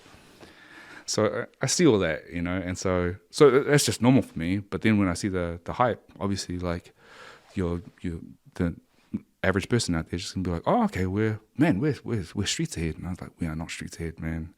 There's a whole lot of this stuff, and a lot of it's just company culture. That's the thing that you realize you get into I remember I did it was a pretty big project, and usually like when I'm contracting, they bring me in when the whole thing's on fire, right? And they just need someone to save it kind of thing. Not me like individually, but usually like they get the contractors in to come and like salvage the thing. And usually we'll get in there and I'll be like, oh, tech is, because it's like a little bit cutting edge or whatever, but you can figure that out. The hardest thing in any corporation that I've ever found is the people, is the little political games that get played, and it's just like an inefficiency of like this swinging dick and that swinging dick, or just like having a pissing contest in a conference room, and you're just like, why are we all in here? And why these guys don't just like step out and have a one out, and we'd be done. We've been at this thing for months. Just little, like, oh, someone sabotaged this, and someone's like cut the funding to that, and now we got to go. And I'd be like, what is? And it's people, right? Like the tech is pretty straightforward. The market's doing this, and this is what you do. People come in there and just like survey everything around. You're just like, well, that was unnecessary, but that's just because that's what people are like, right? So I've heard there's a bunch of companies that do have that situation now. There's a whole lot there, because I want to say all of them. Because talking to Tana, like he has that experience. I think he told me of some experience like that, and at his jobs he's been on. Yeah, if the executives are doing that. I'm gonna say more often than not. Like I don't think I've been to a company where that hasn't been the case. Do you think it's because they're not tech people, and they're just trying to? They know it's a tool, but because they have the tool, it gives them some sort of power, and that how to use it, and the other person doesn't, like without understanding just the fundamental thing about it. Well, see, the thing is, now I'm talking about the whole organization, right? So if you think about it, like the tech people have their own problems. Like geeks have communication issues and understanding a bigger picture than just the tech. And usually their problem is, hey man, this is business, so we need to ship this thing to make money. Otherwise, we're all out of a job. So sometimes like the geeks are like, they want to do it a certain way because it's their craft and blah blah, and just like, hey man, don't get precious about this. If you can't deliver that thing to best practice and with all the bells and whistles, then we need to deliver it by this date. Now that's not a tech reality, that's a business reality. So who's saying that? So that's either the project manager or somebody that's like got to do with the business, right? They're like, hey man, are we developing the software or not? People are like, oh, I really want this thing to be able to do, because there's also an art to tech as well. You can make something, you can write beautiful code, you can have it minimal, you can have it run performance, like, oh man, it's like microsecond, microsecond. And we'll be like, oh, I think about like when like motorheads, those dudes, when they're like, doing their and everyone stands around and goes, oh yeah. We do that as well as geeks, right? We'll just be like, man, there's a pretty sweet rig, man, and watch it fire up. Oh, the graphics, we cream ourselves over this stuff. But the thing is, like, that has its place. But with business, but now we're working in a company. You can do that at home, and it doesn't cost anyone any money. But if I'm like, hey man, that software needs to be out by this Friday, and you're like, well, I'm not happy with it, but we don't care now, So that's the tech people are kind of a little bit like that, and also communication, not their forte usually. But so the thing that I was saying is like every department, HR, accounting, marketing, sales, the BAs, business analysts, like all the different things have to kind of work together, but they all got different incentives, right? They all got different incentives as a team. These guys make the best tech, business make the most money, sales make the most money, business grow it the most, marketing say a whole bunch of stuff. And we're like, and you'll find this, like, I think most tech people, when we look at salespeople, we're like, you motherfuckers, because you will go out and sell something that doesn't exist yet, and then turn around to the IT guys and go, hey man, we need this to go. And we're like, who told you to go out there and say it can be done in 3 months and it's going to have all of this in it? Well, we're on the hook now. And the worst part about it, especially in corporate, is the salespeople are seen as a revenue generator. Oh, you guys make us all the money. And we are seen as a cost and expense to the company, as a burden, like the IT people. See, that's nuts. Because what happens if you guys are gone? That's why make your own product. But that's the thing that always buzzed me out, because I was like, man, when they celebrate, oh hey man, we celebrate profits and stuff like that, you'd see all like the sales marketing people go out and get awards and stuff, and I'm looking at all the geeks and be like, these mother. They're like, yeah man, they pushed the envelope. I said, no, you pushed our envelope, And so, and that's so I always like, I have a bit of a laugh with that. But that's kind of the reality of all the different. It's like high school, man. All the different. Well, I'm gonna say American high school, because I didn't really have the. Like we all watch like American movies, right? And so these are the jocks, those are the geeks, those are the alternative, and those are the drama. Like the Glee Club. We didn't really have that. We went to Council Boys. Everyone was just Hummels, right? Or everyone was just Islanders. But like that's kind of like what corporate is like. All these different groups, and so they have different functions. And so if you break that down, like, okay, you want to make the most money, we want to make the best tech, you want to make the most sales, all this kind of stuff, and then you break it down to the individual. Then you got different people who are just like, oh man, I'm just here from 9 to 5. And then you got the person who's there, man, I'm going to make this my career. And then you got the person there who's like, just, oh, I'm always sick. You know what I mean? And so think about all of that that's happening, and you're trying to coordinate all that. And then go tell, oh yeah, man, we've got this, like, everything's humming and automated and blah, blah. I was like, get the fuck out of here, man. Everything's tech is just, like, tech's awesome. Obviously, I wouldn't be in it for this long if it didn't truly, like, interest me, I guess. But just the marketing hype, boys, kind of annoys me a little bit, just because it sends people down the wrong way, or gives the wrong. It sells a lot of stuff, for sure. But I'm just like, he's got to build that, and has to, like, explain to the barber that it's not like that at all. Don't worry, man. Job safe. Yeah. Not all jobs, but your job safe. So you're not contracting anymore? You're full time? Yeah. So I went full time. I think because contracting was cool. It was quite liberating, because you just like do the contract, you negotiate it, and you just supply your own stuff, and you don't have to do all like the. I always hate the company rah-rah kind of stuff. Everyone get around, and I was like, I don't give a fuck about company. I'm like, I always care about the team and the people that I'm working with, helping them out, making sure that our project's gonna get delivered, and everyone's working. I like working in a team and delivering. So when people are like, "Oh man, you got pretty anti-company," I say, "Yeah, because the company to me is not a it's not important to me, people are important to me. And so I'm always like, I'm not loyal to a company, but I'll help out my team. So if they call me after hours or something like that, yeah, man, I'll get down for that. But if the company calls me because they need me to, I don't give a fuck, I don't know. I remember kind of like, he was like my contracting mentor. He's the Palangi guy. He actually got me my first contract when I was like, I'm not sure if I'm good enough for contracting.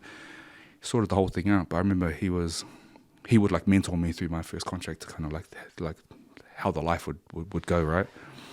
And I remember he was saying, hey man, it's 37.5 hours, 7.5 hours a day, half hour for lunch, and then you close your laptop. And I remember he's like, no, when it's like 4:30 or whatever, their laptop lid's coming down, unless they're talking about paying, like your hourly rates ongoing. And I remember as an insurance company, and I remember like the project manager, oh Ron, it was like 4:10, right? It's going to be 4:30. And I was like, hey man, like we've got this thing, it's about to, can you have a look at it? And I said, oh yeah, cool. Yeah, I can, 100%, but at 4:30 I got to bounce. And they're like, oh man, it might take a little bit longer there, it might be another couple of hours. I said, okay, cool. You'll pay for their overtime. They were like, well, and I said, okay, well then this is going down. And I said, well, they're like, it's really important, man. It's really important, like this project is, it means a lot to the company. And blah. I said, okay, cool. So you're going to pay the thing? And they're like, okay, maybe it's not. Oh, maybe you can pick it up in the morning. I said, yeah, maybe I can pick it up in the morning, And that's what my mentor kind of told me. He's like, hey man, like if it's really important, they'll pay you. And I've been in those situations where they're like, yeah man, this shit is on fire. They've got like, the customers like, hey, let's go. And I'll be like, hey man, you're going to pay till and they'll be like, yeah man, just get it done. Like, sweet. And that's the that's the transaction that you have with the company, And so when they're like, oh man, I thought we were boys, it's like, yeah, but this is business. Yeah, this is business. we can be all cool. We go to lunch every day. That's cool. You pay me. That's how this works. See, I'm thinking like they see Palangi's Islander. Yeah, he'll bend the knee. Of course. How many have and just been nice. It's funny because I got a Pasifika tech network, so I got a whole bunch of the Pasifika engineers, tech people. We're on a Discord, right? And I was kind of like a little bit surprised, kind of surprised, but not really surprised at like how many do kind of have a reverence for the company. And I was like, that's still your time. You understand the relationship you're in, right? It's a corporate relationship. It's not a personal relationship. So it's a contract. Because remember, as soon as you're not valuable to them, they will axe you. And they can be super nice to you and super nice about it, but they will ask you because it's business. That's the primary relationship that you have with the company. So for you to have any kind of reverence for the company outside of just like, okay, I honor my, the terms and conditions of my contract, is a little bit, I don't know. I almost want to say that's kind of cliche for our culture to kind of kowtow to, to the Western game. And so if they're expecting us to do that, and then we have to have a whole new breed of islanders that, not being dicks about it, but this is what you guys do. You guys negotiate, right? You guys hold out for a thing. You take different offers and say, yeah, and then you go with the best one, right? And say, oh, sorry, yeah, no, I took another offer. Yeah. And don't feel bad about it. Because, when people go, oh, now I've got to go through, oh, hey, man, you're really disappointed in that because, we thought we gave you, and I said, yeah, but I said what the thing was, and they gave it to me, and you guys didn't. So, and for you to take it personally, I'd be like, nah, man, what game are you playing? Come on, man. Are we family? Yeah.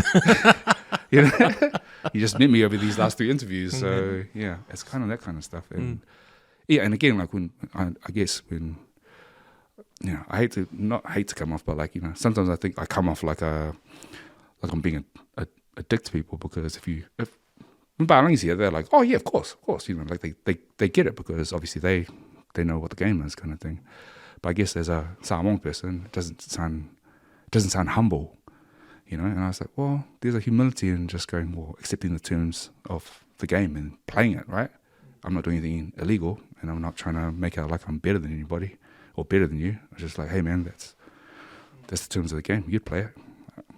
When all the layoffs come through, and tech had some massive layoffs over the last year and a bit, unapologetic. I mean, the Americans are definitely more cutthroat than us. Like bunch of engineers found out they got fired because they went to log into work and the logins didn't work. Oh, right. They do it like that. Yeah. I was like, even the texts. yeah. They give it the same That text. would not fly here, eh? Like, holy, there'd be so many, Yeah. so many like unfair dismissal cases. I guess I consider myself lucky because my parents instilled that in me growing up, like, because they both worked, and mum was in corporate back in the days, and and my dad too. Like, hey, you only get paid whatever. If it's 9 to 5, that's it. Yeah. Come home. You don't have to stay. Yeah. If they tell you to stay, not time's up. Yeah. Or get overtime pay, whatever. Yeah, you yeah. come home. Yeah. That kind of stuff. And that's what they did too. So that's being professional. Because that's what a professional does, right? And so I'm like, I don't see any problem with that. So to me, it was normal.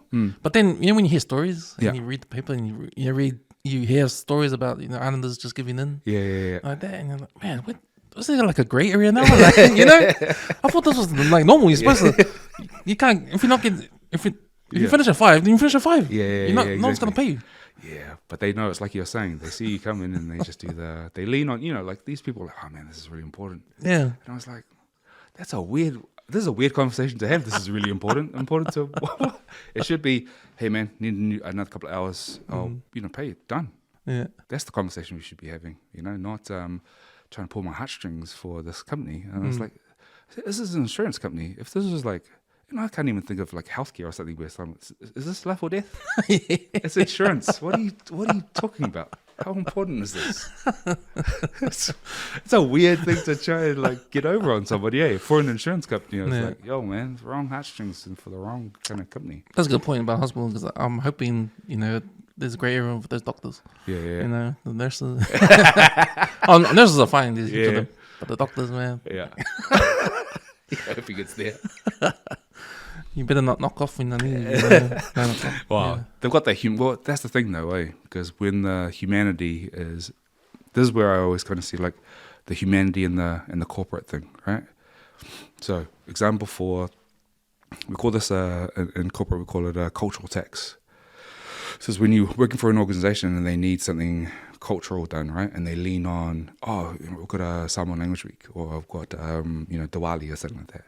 Then they lean on those employees to deliver that for the company, and then obviously it's on their social medias and good, this company is really, really culturally sensitive and blah blah, right? But that's not, as far as my experience, that's not paid work. None of that's paid work, right? And so you've got the pressure of your actual job, and then you're doing all this extra stuff for the company, right? But the thing is but it's for your culture as well. So you kind of feel like, so if I don't do it, then it's not going to happen. So we're not going to celebrate Samoan Language Week if I don't do anything. And then the onus becomes your guilt, and that's where, that's where that kind of pressure comes from, or that kind of that social pressure to deliver something for free, right? And so the name that's given for that is like the cultural tax that we have to pay for that. Oh, they don't do it like during work hours.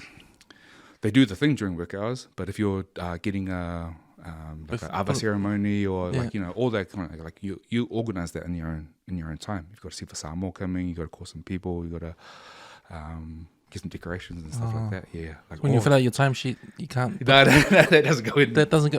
What? Yeah. Oh wow. And so they're just like, why are you staying late? I'm doing like my cousins are coming around to practice Siva Samoa that we're going to do for the. So it's stuff like that, but it's kind of like it's a known kind of thing. So the point of that story is like, when it comes to something that's like, you can't just make it corporate. Like if they kind of like integrate those two things, it's kind of hard to separate, and that's where. And I wrote about like that's where you get a lot of burnout for people who are like trying to do something outside of, because it's like they're passionate about it, so they go above and beyond for it. And then obviously the corporate, they're like, oh man, it's almost like a free resource, and if it's valuable enough, they'll keep using it, And I remember I think Vodafone, I got pretty burnt out at Vodafone, but that was more on a skills issue where they were like, oh hey man, this guy can do a lot of stuff, so they started giving me like all the projects, and I was just like across so many different projects that I was like, man, like you guys are gonna have to pick which ones, because I've only got like 50 hours that week, right? And this is when I was like, early in the game, and I was working overtime, because I was like, man, like the little chip on my shoulder was like, because I'm the only Samoan engineer there in that team, especially in this integration team. And I was like, I can't be seen to be like, well, you can't do it. You can't do it. Oh, you can't solve that thing. You can't build that thing. So it was a little bit of an ego thing, and also just like a bit of a pride thing, where I was like, can't be the only Samoan in here. And then people were like, oh yeah, no, like give it to someone else. But I was like, I remember when we were putting all of our projects up on the screen for me and my team, they were all kind of like laughing at me because I had like 12 projects on the go, and everyone would have an average of like 3 or 4. Yeah, and I was like, oh, am I out of the? They're like, yeah, man. How did you? And I was like, oh, well, the project manager's coming around, and they're like, they really needed me for this thing.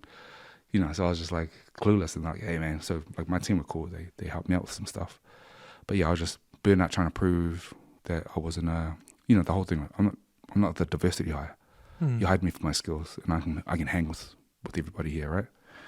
And so that drives you to burnout or to like exploitation. So yeah, there's a lot of that kind of stuff that kind of taps into, especially in corporate, because it's not our we always feel like the outsider there, right? And so they're always trying to like prove yourself that you're not. I'm not a charity case here, man. Like Islanders can hang with all your tech. We just look different, So got the whole. Oh, I thought you're a bouncer. Oh, you play rugby. Like just all the classics, right? Just they play the classics when you're outside of your usual lane.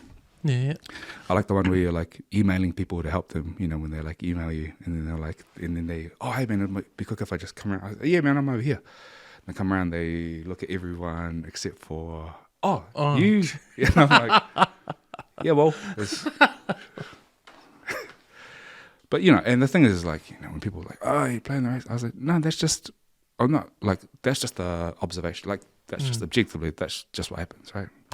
And, people are like, you shouldn't get hung up on it, you shouldn't focus on that. So I'm not focusing on it, except for, what's funny is like, I had one of my good mates is a German guy. Straight out of Germany, I'm pretty sure, and I think I have confirmed, I'm his first brown friend, like Islander friend. Yeah, and so he thought I was fascinating. Yeah. So he'd just be asking me all this stuff like I was like a zoo animal or something like that. And I just remember we'd go into meetings and I'd get heated because there'll be answers that I gave that they'll be like, oh, they push back on it. But if he gave the same answer, they'll be like, oh yeah, that's actually good. Oh really? Yeah. Those ones. Yeah. And I'll be like, didn't I say the same thing? Or didn't I just present the same design? And so the thing is, my mate Mirko, he's awesome guy. I love that dude. Because he's not from New Zealand, so he'd just be like, this is like he can see what's happening. He's right. Yeah. And so I remember coming at one of these project meetings, he was like, hey man, you get quite hot, eh? And I was like, yeah, man. He goes, yeah, that was really unfair. I was like, yeah, he's like, does that happen a lot? And I was like, hang out with me, man. You'll just see. And so he would just like basically witness this thing, obviously from a different, like, I think Kiwis just be like, oh no, that's normal, right? But he's like from Germany where he's just like, what? Why isn't this guy's answer going through? Why are we repeating ourselves? Yeah, and so he thought it was like a fun, I guess, observation for me. Yeah. When talking about when you're young and doing all the extra work. Yeah.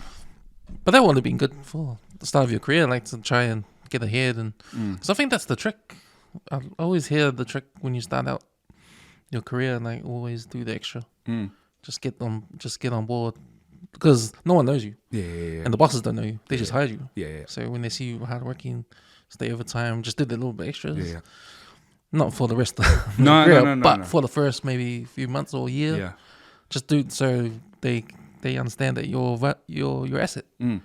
Straight away. Yeah. I think it's all about first impressions kind of thing. Yeah. Then you can like slack off when you get in the good books. Well, the thing is, like, 100%.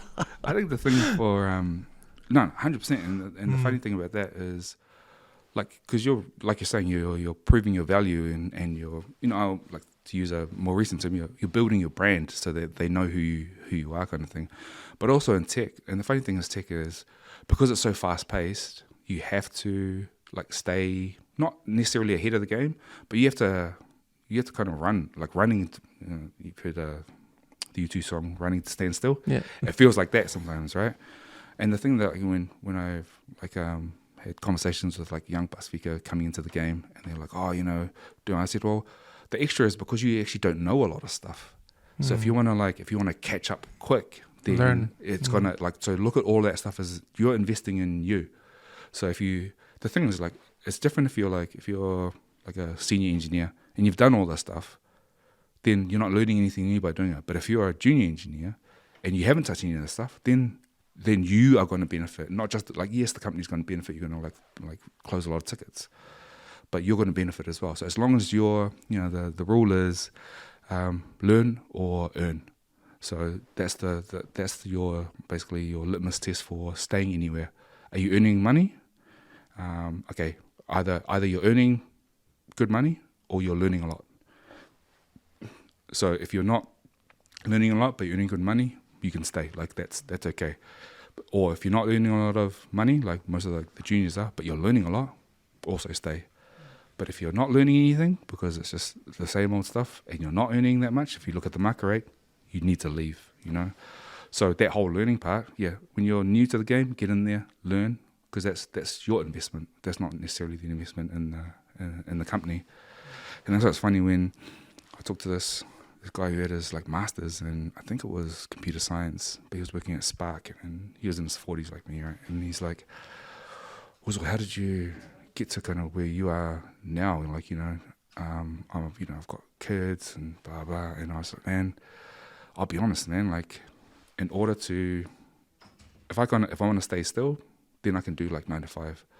But if I've got designs on, I want that, then I know that's going to be a few hours after work. But it's going to like a few hours after work, going home, opening a book or like doing a course and just going, okay, that's how I built that thing. Right, cool.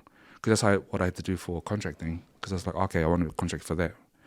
Okay, I'll go do a course on that. Anyone hiring for this? Yeah. Okay, this is what I can do. And then you go in. Yeah.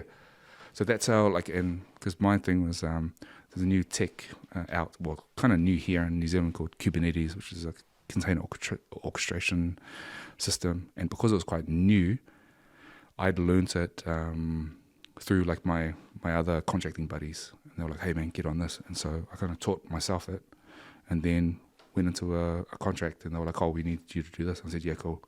And then what's funny is like, actually, before that, I went in there, I didn't know this, and they were like, oh, we need you to do this. And this kind of goes back to my my contracting mentor when I got my first contract in. I went in there and I was like, man, I do not know this tech stack, right? And he's like, yeah. And so I remember he's like, hey man, let me know how the new contract goes. And I think by the end of the first week, I said, hey man, can we have lunch? And he's like, already? And I was like, yeah. And I was like, hey man, I think I'm drowning, Like I'm not learning fast enough. And I think I'm going to get fired because it's our 1 week notice period. Yeah, so I can give you 1 week or you can give me 1 week, right? I said, man, they're going to give me my 1 week, man, because they kind of keep checking in every now and then. Oh, how's the thing going? I said, oh, yeah, I'm still just reading the docs and blah, blah, blah. And so he was real because he's been contracting ever since he came out of uni. And he said to me, he goes, that's just learn. And I was like, yeah, that's what I'm doing. He goes, okay, well, you got to think about it this way. If they could have hired anybody else, they would have. But they didn't, so they got you. So learn. That's it. And I was like, very black and white. It's just like, yeah, if they could have hired somebody else who knows this stuff, they would have, but they couldn't. But they found somebody who's like, okay, you've got relative skills. And I said I was a fast learner. And he vouched for me. So he'd left that contract and then told them, man, I got the dude for you. And then he told me, hey man, this is what they run on their systems. Download it and learn it. So I downloaded it and learned it at home on my labs. And then when I came in, they're like, oh, have you touched this stuff? Yeah, man, I do this. Because I just taught myself it off the internet, and that's how. So that's his thing, right? And so when I learned this Kubernetes thing on a contract, then that became my new contracting thing. Right. Yeah. I was So that's your new tool. That's my new tool. Yeah. Use. And I was like, okay. If they're asking for it, then you're the guy. Yeah. Right. And that's how So I came off contracting and went and worked for Salesforce US, based on as a cybersecurity engineer. But the director of the platform, he got my name from somebody because of my Kubernetes engineering, and also he'd seen me. I blog a bit, so he'd seen me write up how to secure a Kubernetes cluster or whatever. And so he was just like, "Hey man, do you want to come be a hacker?" And I was like, that's my dream job, And so I always thought, man, I'm not smart enough to be a hacker because these guys are out there they are so out the box, eh? And so it's based on like I traded my engineering skills, and they had some hackers who were just like, cool, we'll just mentor you. And then they just like talk, like I said, oh yeah, this is how you should think about containers and stuff. And they were like, oh, this is how we hack stuff. And I was like, this is awesome. And it was on the infrastructure in the US for Salesforce. And that's on a whole other, like any systems that I've seen over here in terms of scale, nothing compared to like now when you're working with like different American engineering teams and on different platforms. So they had like Slack, MuleSoft was a big one, obviously Salesforce and Heroku, these are like big cloud platforms, and they just had like almost hundreds of like engineering teams and massive scale of the US, like their tech system. So yeah, so I went so again, it's just like I learned something, and I was able to keep trading up to stuff to where I wanted to go, right? Interesting thing about that, and what I remember hearing when you came on the Polytech talk was. This is not anything taught in universities because they can't keep up. Yeah, I'm not sure what their thing is at the moment, but I mean, you start the course in January, it's all gone out the window by December. You know? Yeah.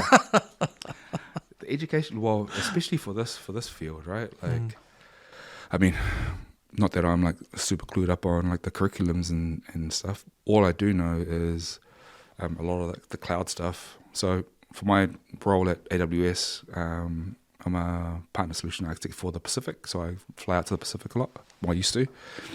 And I'd meet up with like USP and UPNG and like the universities over there. When you look at their curriculum, like all like the latest stuff that we're talking about, like that we run for like industry, is either missing or like not even, or just like here's a couple of slides, this is cloud or whatever, and that's it. And I was like, man, but you're coming out into an industry that needs you to do all that. And I've seen a bunch of like young engineers that come out with a computer science degree and then have to go do a boot camp to learn how to be a developer or software engineer for a company, because that's a different beast than being a... And I'm not saying that we should change... Like I get what university is supposed to be. It's a place where you go and think in like, it's academic, right? So we think through like massive theories and all sorts of different ways of thinking. So it's not like trying to make you a... It's not the assembly line for making you a software engineer to go sit in a cubicle somewhere, So yeah, so that's why like the whole education, like boot camps are real big in tech. But it's funny because, you get people working at like Google and some of the other the big tech companies, and there's a little bit of, not animosity, but it's kind of like the 4-year Ivy League computer science grads that make it into Google. Kind of shitting on the boot camp. Like, really? Yeah, which I'm like, it's not a good look. Like people like these guys, like there was a dude and he put out like, this is like my career to date kind of thing, and just like emphasizing, I learned, this, and then I made it here, blah, blah. Yeah, I don't see a lot of boot camp grads out of, and I was like, unnecessary. Like that's a little bit small, because I was like, everyone gets the same tech interview. So if you don't pass especially for like software engineers, they've got to do a lot of like whiteboard coding, right? So they'll get given a problem or taken a test, and then they do like write the program or figure out the puzzle in code, and then, oh yeah, it's right, blah, blah, blah. They'll sit there and like pair program over, so if you're the interviewer, then, hey, you give me a problem, and then I try and sort out how I would solve this problem, and then possibly write the code or pseudocode, which is kind of like close enough code that shows you, demonstrates to you that I understand how to solve this problem, even if I don't get the syntax perfect. Everybody gets that test. If you pass the test, you're in Google, right? So what does it matter if I've got a boot camp? Just relax with your Ivy League 4-year computer science.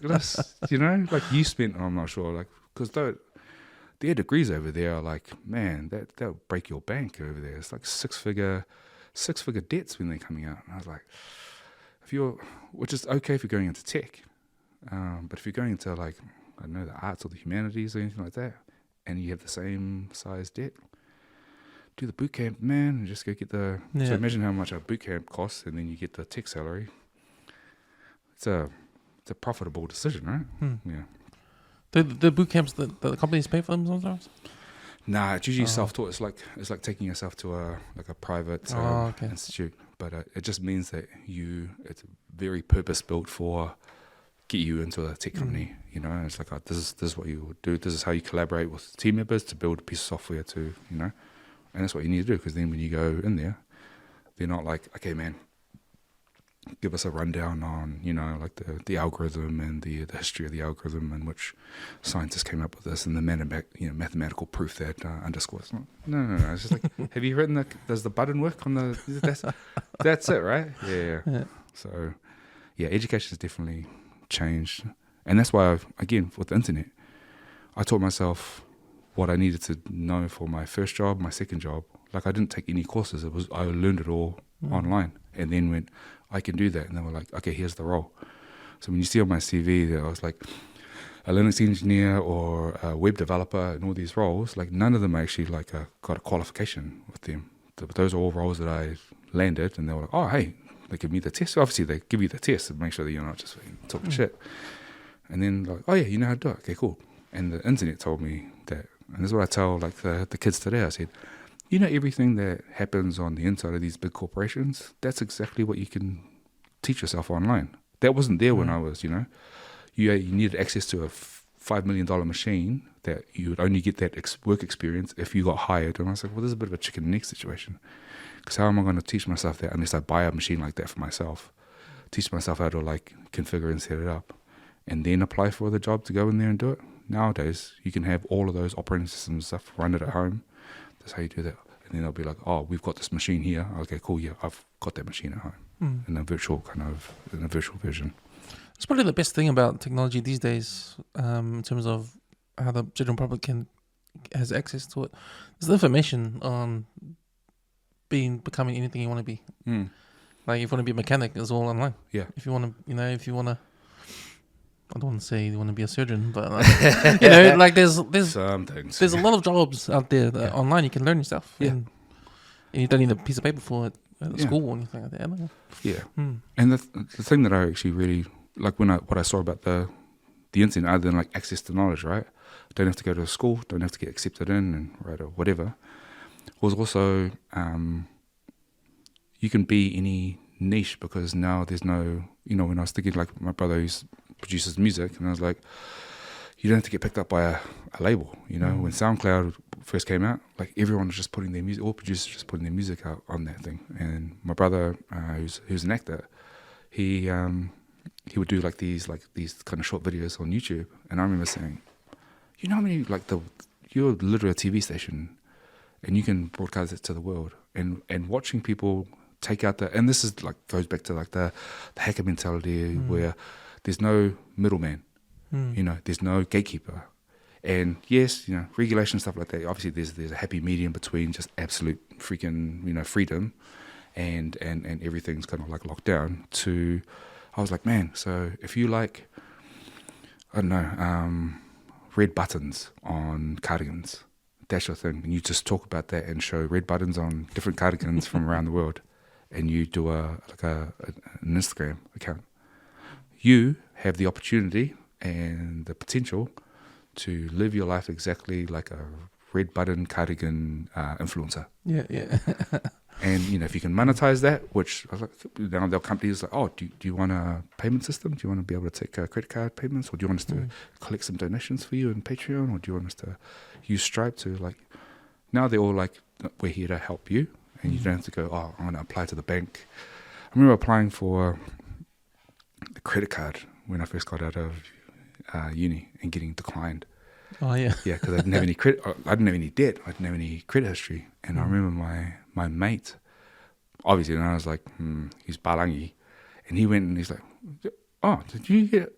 Oh, and he had like 3 credit cards, and I was like, where'd you? I said, but I know you're in debt because you've like defaulted on some like high purchase. And I was like, how come I didn't? You know, and I was like, man, if I leave it up to the, so this is where I obviously, you know, because of why I really kind of like, you know, when I idealize the hacker mentality and machines, is stuff like that where there's a person that has to decide something, and then it's up to them whether I get the card or not, right? Well, they might say, oh, that's what we just put it in the system and it said this. I said, well, then how did this all forget like 3 credit cards? And I know that his credit's bad. That, and also the other thing that grinds my gears is remember the prepay, and this is like, I guess, before the credit cards at the petrol stations. And I remember, like, I would always go to this mobile in Point Chev, and I'd go over to see my girlfriend, who's my wife now, and fill up. I always fill up my car, and then every now and then it'd be like, I'd go to fill up, and it's like, hey, get the intercom guy, hey, it's prepay. Oh, yeah. And I'm like, and I go in, and I was like, I always fill up. And they're like, nah, it's prepay. And I was like, can you turn the thing? And I was like, holy, it's prepay for me. And then watching other people just like get their, don't get the prepay one. And don't get the intercom screaming. So as soon as I saw the credit card thing, and I was like, yeah, about fucking time. I don't want a person to judge me when I'm going to fill up. I said, the only thing you should judge is, do I have money? The end. Don't look at me. Don't talk to me. Just like take my money and I'll take the goods. But having to go through that whole profiling when you just to get petrol, it's tiring. It's one that's like, man, I'm just trying to. It's been a day. I don't have to fight for a petrol that I want to pay for. Just shit like that, man. That's why I was like, man, let the machines come, man. But then obviously I don't want the machines having the, like you're saying, like the unsolved societal issues just baked into the tech. Yeah. Oh, man. It's like, man, I've learned tonight, right? Like, just there's this thing when if something's new, it's probably you need another version next year for it to get better. You know how they have 100%. like 1.0, 2.0, because there's updates. Yeah. Every software needs updates because we found a bug. Yeah. So we need to wait for another update. Yeah. And then Yeah. So we have a thing in our office, like, because we have the software, we subscribe to the software for our work that gets renewed every year. Brand new version comes every single year. Yeah. And we don't download it until the year after. Oh, okay, yeah. Wait till all the updates happen. Yeah. Because we don't want the bugs, So that's the name is ChatGPT, man. Like, this is a big bug. Yeah. We have to wait till it gets better and better. Yeah, exactly. Like, that's how technology works, eh? It comes out first, like the first iPad. Yeah. Or the PlayStation 1. Yeah. Oh, shit. Yeah. But now, like, PlayStation 5, that's, man. Yeah. It's upgraded hard, like even TVs, So you get it. So everybody, see, this is the thing. It's that kind of education. Everybody gets it because you've already been through this. Like this isn't a new paradigm kind of thing. It's literally, if you understand like software, like the first version is usually the shit version. We used to crack up because the way like Microsoft used to come out with stuff, and we were like the in joke is that they just release it. So obviously, when you have software developers, you have software testers, and obviously they cost money. It would be quicker to just release it, and then millions of people go, "Hey, this is a bug." And I'm like, "Oh yeah, thanks. You just collect it, and it costs you, or just a cynical way of looking at it. It's like that's how they do their bug program. Is like they just release it, and then that's why you never get the first version, right? You just wait for it. Like the people who like line up and go and get the first iPhone or whatever, you're just like, yeah, that's going to need an update as soon as or like they're going to find a flaw in that kind of thing. But yeah, no, exactly. We all know it. Yeah. It's in front of us. But we never identify when it comes to stuff like ChatGPT, because it's the latest thing, we don't understand it. So, it must be right every single time, The marketing, this is what I'm saying. The marketing, It's trying to tell you this is something new. It's not new, right? Like it's a new product, but it's not a new, like the thing of it is exactly what you've already experienced, so you already know. But as soon as we say, now you're gonna behave differently, right? Like, it's software, right? And like all software, first version is gonna be shit, and then you're gonna get a lot of feedback, and then Yeah. Do you remember the chatbot? I think it was like a Twitter bot called Tay, and I think it was Microsoft's thing into like AI. What was that about? So basically, they're like, oh, hey, talk to me. I'm like, like almost like simulating a real person. But obviously, like if you release it to the internet, all the hackers will go at it, right, and try and figure out not how to break it, but how to send it words in a way to make it do something that it wasn't designed to do. So it was a big story because I think within 24 hours, a bunch of people had made it be a Nazi, anti-Jew, like racist, anti-black thing, and just spew all this kind of stuff out, eh? And I was just like, you gotta love the internet for like, hey man, because you know, hackers doing that? Or just yeah, definitely, like, because they were just like, because anytime, like, you know, hackers don't know, anytime they see something like that, they just think, hey, I wonder if we can make it. Like, they always like, they don't go, oh, I wonder what it does. Nah, that's boring. That's what everyone's doing. They always go, I wonder if I can make it do something else. It's like, have you even just used it as is? Nah, that's boring. Let me see what I can do. And you just watch them just like send it a bunch of stuff or try and find a back end endpoint. It's it's super interesting that way. You know, I'm talking about like how technology changes and always get the best versions. Like always, I have these conversations at work with my colleagues when we go out to morning tea. It's like, remember back in the days when we had technology, when we used to do our work back in the 90s? With the software we had back then, right? The production was X. Fast forward to nowadays, technology's advanced a lot. Our production is X times 10. But we're still working 9 to 5. Oh, yeah. Isn't technology supposed to like be more efficient? And because 20 years from now, we're still going to be working 9 to 5 and the production will be X times 20. Yeah. 100. 100. When does it stop? What part of the equation can you think that's in there that's making that making it so? Because remember, technology, and I said technology doesn't build itself, and technology the human part of it. The human part of it. That's why. Does it stop when the AI takes over the job? I would hope so. I would hope that we live a different, like, you know, if we say like we build an AI that's fair and, you know, it's, hey man, like you actually a benevolent AI that you want the best for all humans, wealth distribution, all that kind of stuff. People are, and it's gonna, you know, communist or whatever. It's like no, just like normal humans. Every human has can follow their passions, have a house, get food. Like it's not super difficult. And I'm sure like if you get an AI, you go, why has that person got $500 billion and that person's starving? It doesn't make any sense to the AI because it's like it's so excessive. It like you can't do anything with that. And so they're like, well, if you just make a system or a society where it's like, hey, I want to do universal basic income and everybody like can pay their way and then start pursuing passions and interests and stuff like that. And then that's your contribution to society, not something a computer can do. So the thing that I always say is like, if that's the pandemic, that's the thing I was going to bring up. Because for years, can't work from home. Then all of a sudden, everybody's working from home and it wasn't a problem, you know? And then suddenly they were like, oh, actually, yeah, productivity, all the same researchers are like, oh, how's everyone, like, you know, what's the heartbeat of the market or the economy? Oh, actually, yeah, it looks like it is pretty good. You know, people are... We can save power. Yeah, we can save office space. Yeah, all of that, right?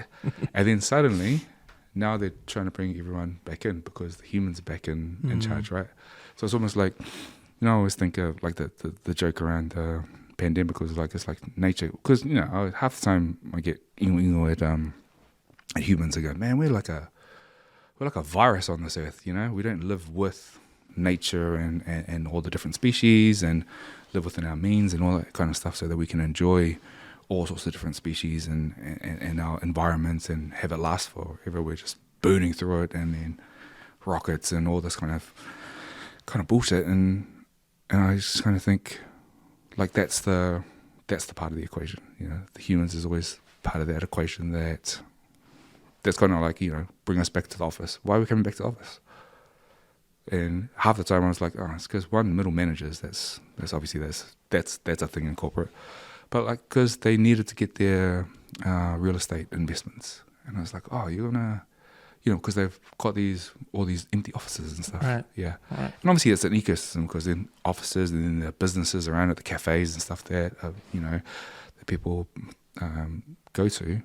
But you also hear the human interaction kind of thing. Like we miss out on that, and humans need to see other humans. That's and like how much that is. Yeah, is in the decision. Yeah. as well, because I know in my company it is. Yeah.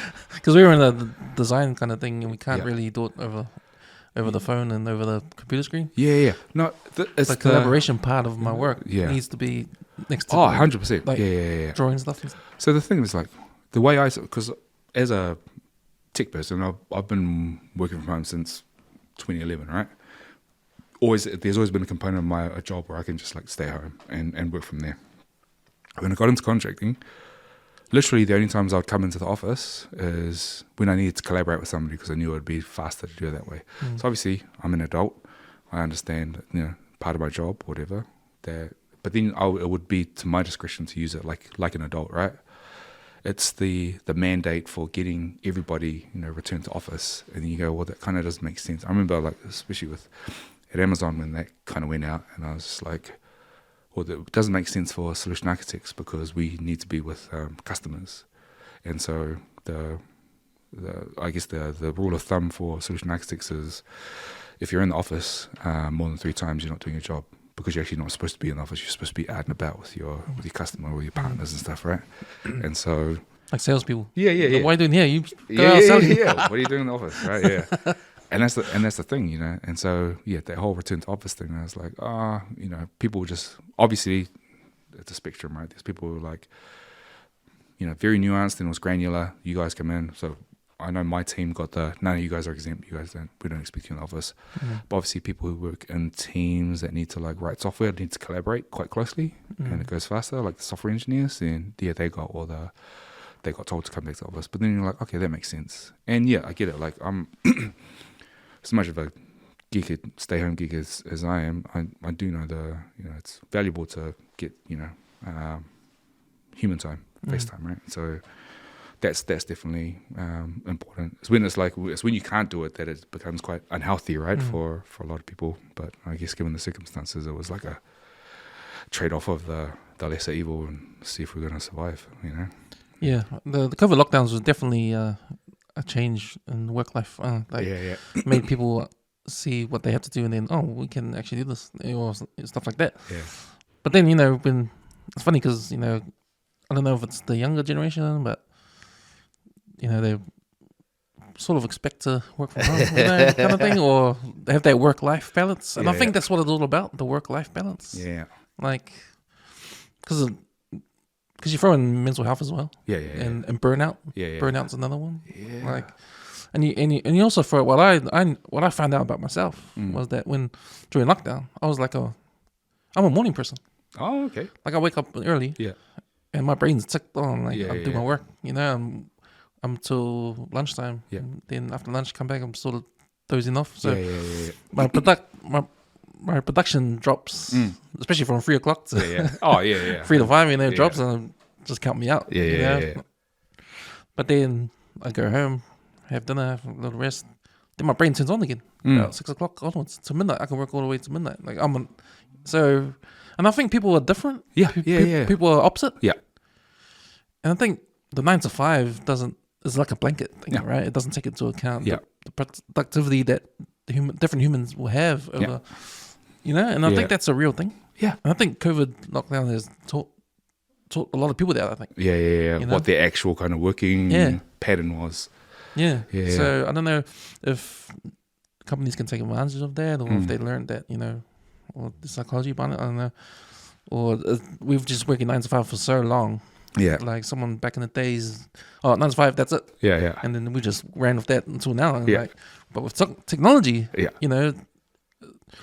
I like to think technology allows us not to worry about that 9 to 5 thing. It's the production. It's all about production. Yeah. And if we're doing X times 10 now, which was we did X 20 years ago, then that's a lot of production times 10. Yeah.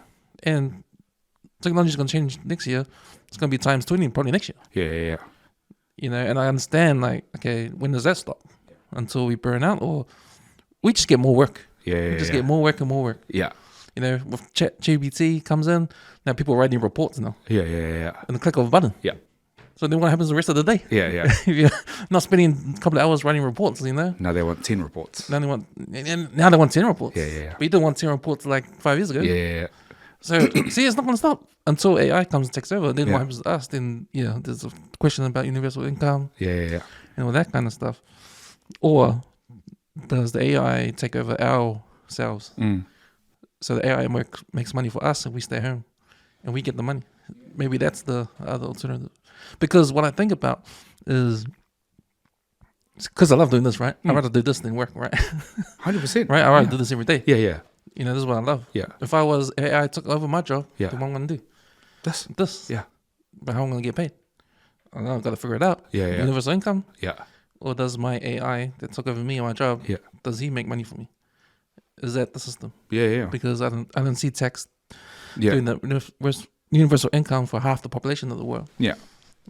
So I don't know. It's just I'm just out there with my thinking. But No. That's the way the thing is like when you started it with like we're like X and then X10, right? But we're still working 9 to 5, and you can see the pattern of what's actually holding, what's not changing, and it's us. Like it's the way we're not keeping up with with the changing paradigms that's happening in front of us, right?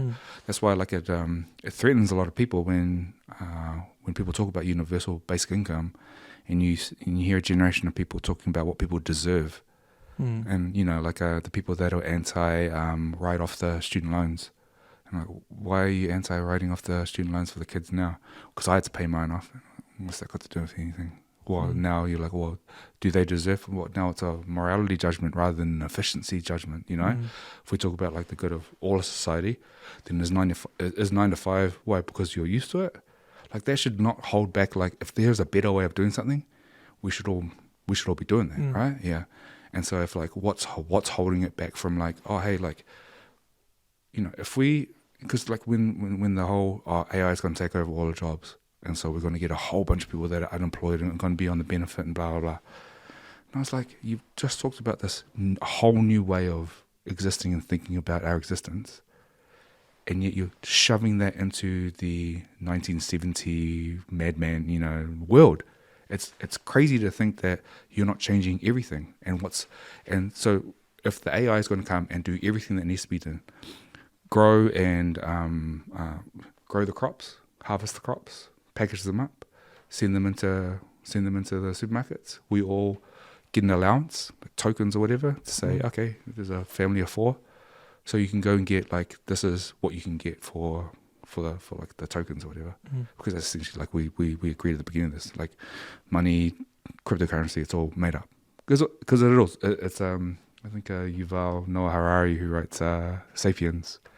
It's a good book, that one. Oh yeah, when he talks about the it's a story that we all agree. We all agree that this is $10. It's literally a color piece of paper. That's it. What's this $10 kind of thing? It's all linked to the gold standard, all that kind of stuff, right? But we all agreed to that story. That's why it has any power at all. Because the minute we all stop believing it, it's literally toilet paper, right?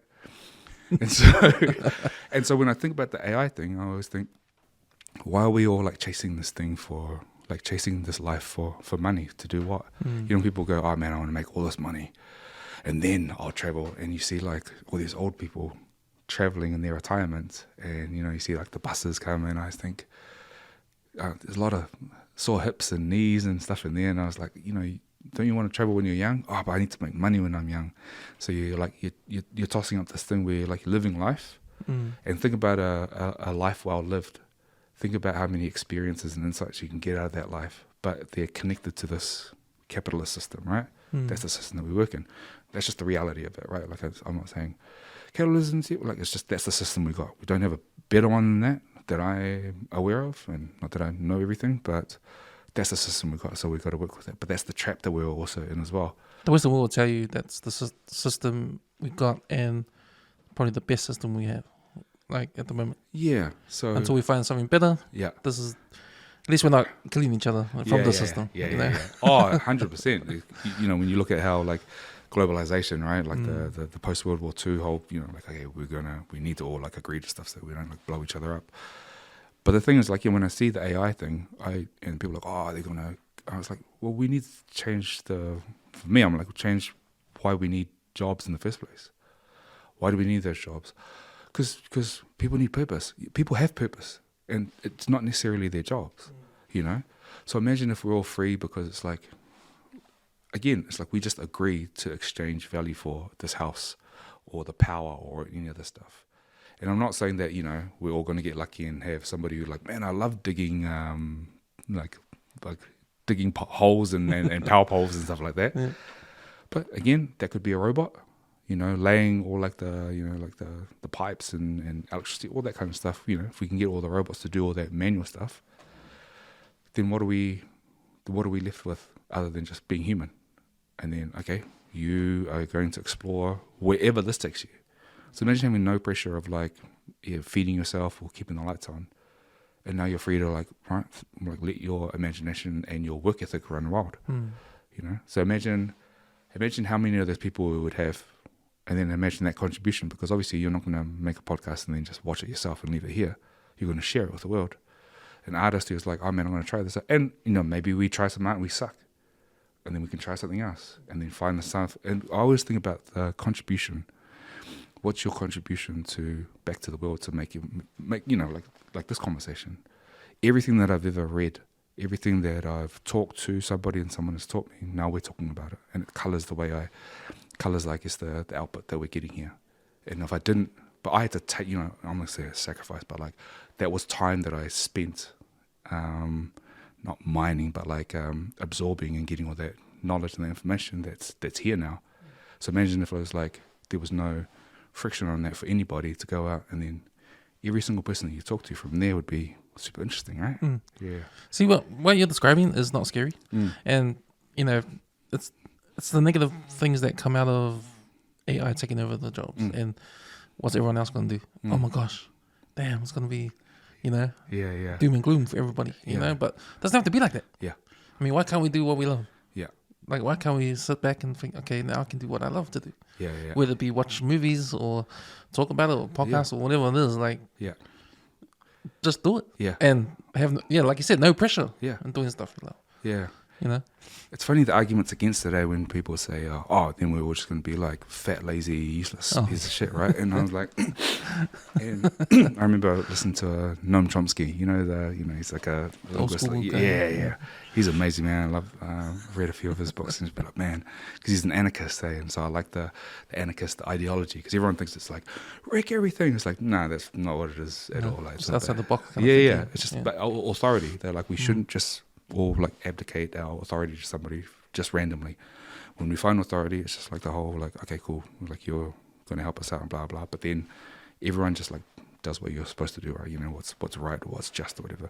But anyway, he mentioned this thing about universal, because some journalist pressed him on universal basic income and how it would all just turn into like, lazy fat shits kind of thing, And he was like, well, if you think about we're human beings, right? When a baby is born, it grows and it gets curious, and like it doesn't have to walk. You can carry it everywhere, but it decides itself that it wants to explore and discover and do stuff because it's innately built into it.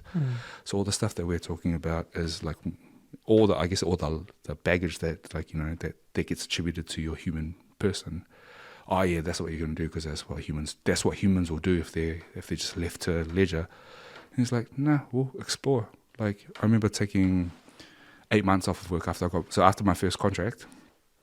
I made enough money that I took 8 months off work, and I just sat at home in my underwear. And I remember saying this, and I went, oh, what do you do next? I said, nah, man, I'm good. I'm good for a little while. I need a break. This is after Vodafone. I went to this gig. And they're like, oh, what are you going to do? I said, I'm going to sit on my couch in my underwear. And I did that. I did that for, I think, a month. Yeah. But, it was like one of those things. Just watch movies. I just like, just ate a whole bunch of stuff. Eventually, I was like, oh yeah, I'm getting bored now. Yeah. And in 3 months, I sat 3 different AWS certificates. I just studied for them, like during the day, watched the movies, hung out with some mates, and then came back. And then I had a little bit more study. And then I sat 3 exams in 3 months and got 3 certs. And all the years previously, it was hard to kind of like get 1 cert a year. And I got 3 and 3. And I was like, because if I'm left to my own devices and I don't have to make any money, yeah, I'm going to be a fat shit for a month. But your natural human curiosity and boredom is going to make you go, oh, let's go do something interesting. Yeah. So imagine the whole world of that. And and kind of get off this whole, we're all going to be lazy fat shits. And I was like, no, we're human beings, man. I see people can argue up to people on social welfare. They don't do nothing. They're just bums, just drink everything, you know? Yeah. But it's like, yeah, because that's the pressure. Yeah. What we're talking about, we're taking away the pressure. Yeah, exactly. And when there's no pressure, you will know when you're bored. Yeah. And then you'll think, oh, man, I want to do this. This is boring. Yeah. And you go. Yeah, you go. You know? Yeah. Because I think, it's a human thing. You know, we're talking about human stuff here. Yeah. Like, we need stuff. Yeah, we need to be doing stuff. We explore, we travel. Exactly. We invent shit. Exactly. It's just normal. Yeah, it's normal. Yeah. And if you didn't know, you'll soon find out. Yeah. You'll soon do something. Yeah. Doesn't matter what it is, you're going to do something else. Yeah, exactly. Yeah, you won't sit still. Yeah. But, yeah. I often think how closer to the stars we'd be if we didn't have all this fucking stupid shit, you know? You know what I think? Because, like, it's funny because when people, you know, when I kind of rant about racism, sexism, and all the other isms kind of thing, it's not... There's a justice to it, right? 100%. But then I also think of the efficiency of like existing in a society where we just have to fucking do a whole bunch of dumb shit because you're in power, therefore blacks have small brains. And I said, well, how about, you know, or everyone that they're fucking bombing in Gaza, right? And I was like, all these human beings had a contribution, so we don't know who we lost out of all of the, you know, I guess diverse gene pools of possible arts or math or all these kinds of things that could have helped us get to the stars. We could have been like, you know, okay, cool, man, we've figured out how to actually like fly and, you know, I guess colonize other planets, just all this kind of shit. And we're just doing dumb shit from the 60s and 70s or just some legacy shit from some, you know, some bullshit imperialism from back in the day, which it's history and we know that. It's the lack of drive to like go, hey man, yeah, it's not super efficient. It only works for a tiny few. Why don't we try and dismantle it and move it to something else? And that's why, you know, all of the stuff that's like, oh, yeah, you're all going to be bums, blah, blah, blah. You always look at what who's saying it, you know. It's always the people that think they've got something to lose. It's like you know, I get the okay boomer thing, even though I'm like, am I a boomer? I'm not sure what year that cuts off at. Because I kind of get I'm not down with the kids, but I get this generation of our generation was all like status. I remember because we all like had to be the man and the money and, you know, the car and all that kind of stuff, even if you're in debt or whatever, because that was all important. Status was how we had value to each other, right? That's where the latest origin genes and we were all doing it, you know, borrowing each other's shit. starter jackets. Yeah. Are they coming back or? But you know, you know, they say like this next generation, they don't care about that stuff. So it's kind of hard to relate to them if you go, you should work hard. Why? Well, because you need to. And I was like, well, it doesn't fit with their mentality because that's our mentality, you know. Oh, you're not making six figures, or you're not doing this, or you're not in like a big house. Then what? To the kids, it's like, then you're not in the house. To us, it's like, oh, you're a loser, or like, you know, you're not successful, or whatever our generation always, because that was put into us by our parents, eh? You better go out there and be someone and come all the way from the islands to like, you know, what you just throw it away kind of thing. Yeah, the younger generation in my work, like I've noticed that they're not afraid to leave. You know? It's like they take a job for granted. Like, you know? Yeah. Like they don't like something, they'll, oh no, I'm not gonna work here. Yeah. Resign, you know? Yeah. Easy like that. Yeah. Like they're not scared to, they're not afraid. Well, it's not a status thing, or like, oh man, how are you gonna make? Yeah, like they don't care about, like, obviously like my boys have got like kids and stuff, and because I just had my first kid now, so he's 13 weeks, and so all of my boys from like high school, they've got like teenagers and stuff now, and they were like, man, Ron, you got to talk to, you know, he's doing this, he's doing that, and I was like, man, I don't think that's like that. Oh man, they don't work hard, they've got no initiative, all this kind of stuff. I said, man, that sounds like our generation. That's what we expect. Man, this guy's got he doesn't anticipate anything. He's not thinking. You know, no, these guys are just like, oh, that's. Oh well, I guess I'm a loser. You know, like, you know, we're like, I'm not a loser. I'm not lame. And these kids are like, yeah, I guess I'm a loser. They don't, you know, you're like, yeah, oh, who cares? Yeah, who cares? And he's like, I guess I am. Yeah. I'll just move on. Yeah, fight someone and they call you a loser. Yeah, you're lame. You want to see some lame? Yeah. So no, and I think that's kind of freeing, but also I think it's because of, man, how do you think we would go if we grew up in the state that that they kind of grew up in, you know, as in like, and they say this like, you know, job market is, you know, job market for one, for people starting out, not for us. Like, you know, I think once you've got some, especially in tech, once you've got some experience, we're not worried about it. You know, like anybody at my level, if you get laid off, literally not worried about catching another 6-figure job. It's just because they're out there, right? And I just think about the kids trying to get the experience, trying to get into these places that they don't feel like we can play the corporate game because it's almost still feels the same as like the 90s or the whatever. But if these kids don't, that's not their vibe, but they're trying to get in there and those opportunities aren't there. I'm going to say they can't get anywhere unless they've been taught it from a teacher or in class. Yeah. You know, I think life skills is like out the window. It doesn't matter to them. Yeah. Like learning the fundamentals. But where did they get that though? Like where did they... The iPad. Yeah. The devices, you know. This is what... Because we didn't grow up on staring at a device, right? We played outside on the trees, got hurt. Yeah. Ride our bikes and stuff like that. Fought each other, like, you know, fought a kid down the block. Like, and you're like, oh, that's how that relationship works. Yeah, but that's just the norm now, you know. If you have kids these days, straight in the iPad's the babysitter. Yeah. You know, and so this is the kind of stuff that Tony Laul talks about, no? 100%, like, yeah. But, you know, it's hard to stop it, you know. Plus, parents live busy lives now. There's no more than one income like back in the days, you know. Like I was lucky both my parents worked, but, you know, my friends, they had one parent working, then they're okay. It was three parents working these days, like with one parent, you know. These days, even two parents working and you're still poor, you know. Well, and that's part of the whole thing with, I mean, have you, I guess, been aware of, I guess, at least the last 5 or 6 years, the whole getting more Pasifika into technology, you know, Māori and Pasifika, we want them in like the technology sector, and there's been a big drive in that. Well, that's been your thing for a number of years now, yeah. Like you've got that class. You still doing those classes? Yeah, well, we do it in Avondale.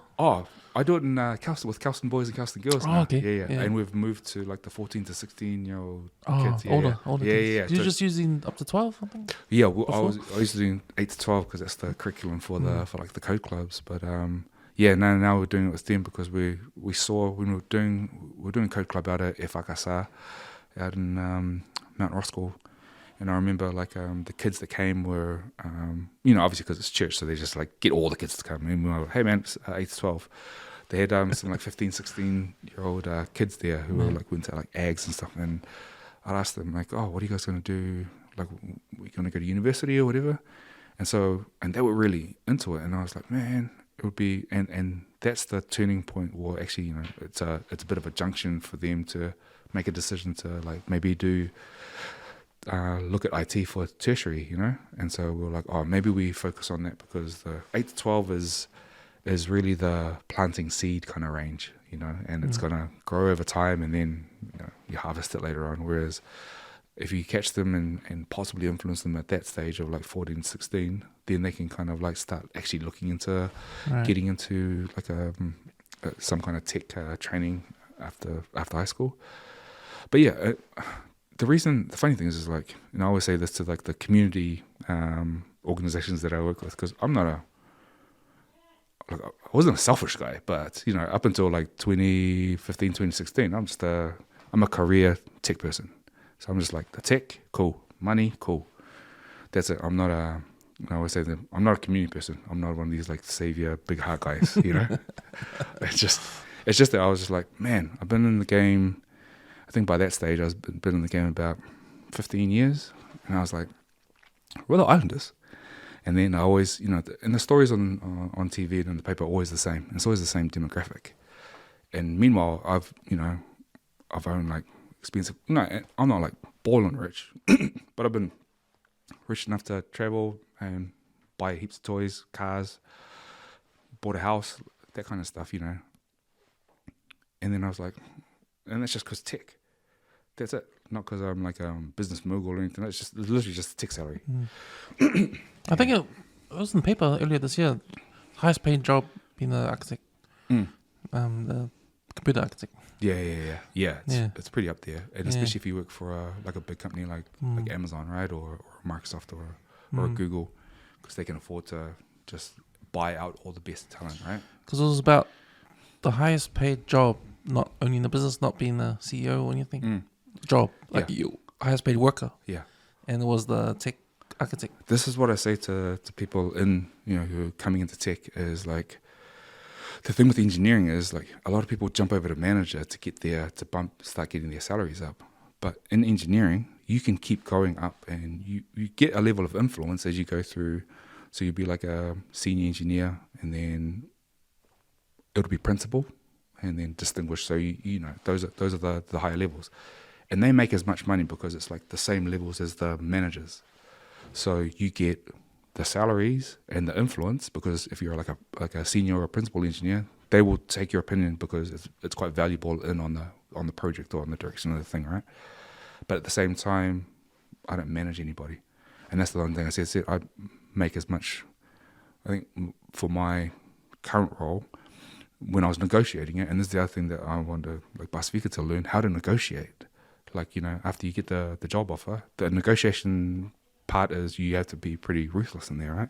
But if you don't understand all the different tricks and stuff that they do, they're gonna play you. And so I remember I got it to the point where, the recruiter guy that put me on for this job, when I was talking to the AWS person, he's like, man, he goes, also we're in CTO bracket now, and I was like, yeah, I know. I see that guy taking a rocket to the fucking moon. Do you think this is a drop in the ocean for that dude?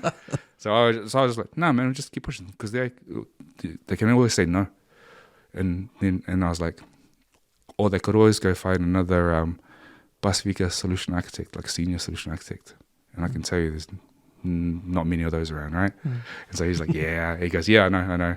So he goes, you got all the leverage, and that's why I like leveraged for like the I guess my total compensation that I've got now, and I'm not a manager. That's the thing. So I'm what they call IC, individual contributor. But obviously, I'm at a level of influence where they expect you to be like, okay, you're senior enough to have some initiative, figure some stuff out. Like we didn't have to tell you. I said, yeah, of course. I'm autonomous. You give me a scope. We sit down and talk about like what kind of outcome we want, and then I go figure it out. I write a document. I come in, like socialize it. I track down different people, talk to like that's what you'd expect from somebody like that. But I'm not a manager. I don't have to like performance review anybody or like do anyone's fucking pay reviews or anything like that. It's just like I'm just a normal worker.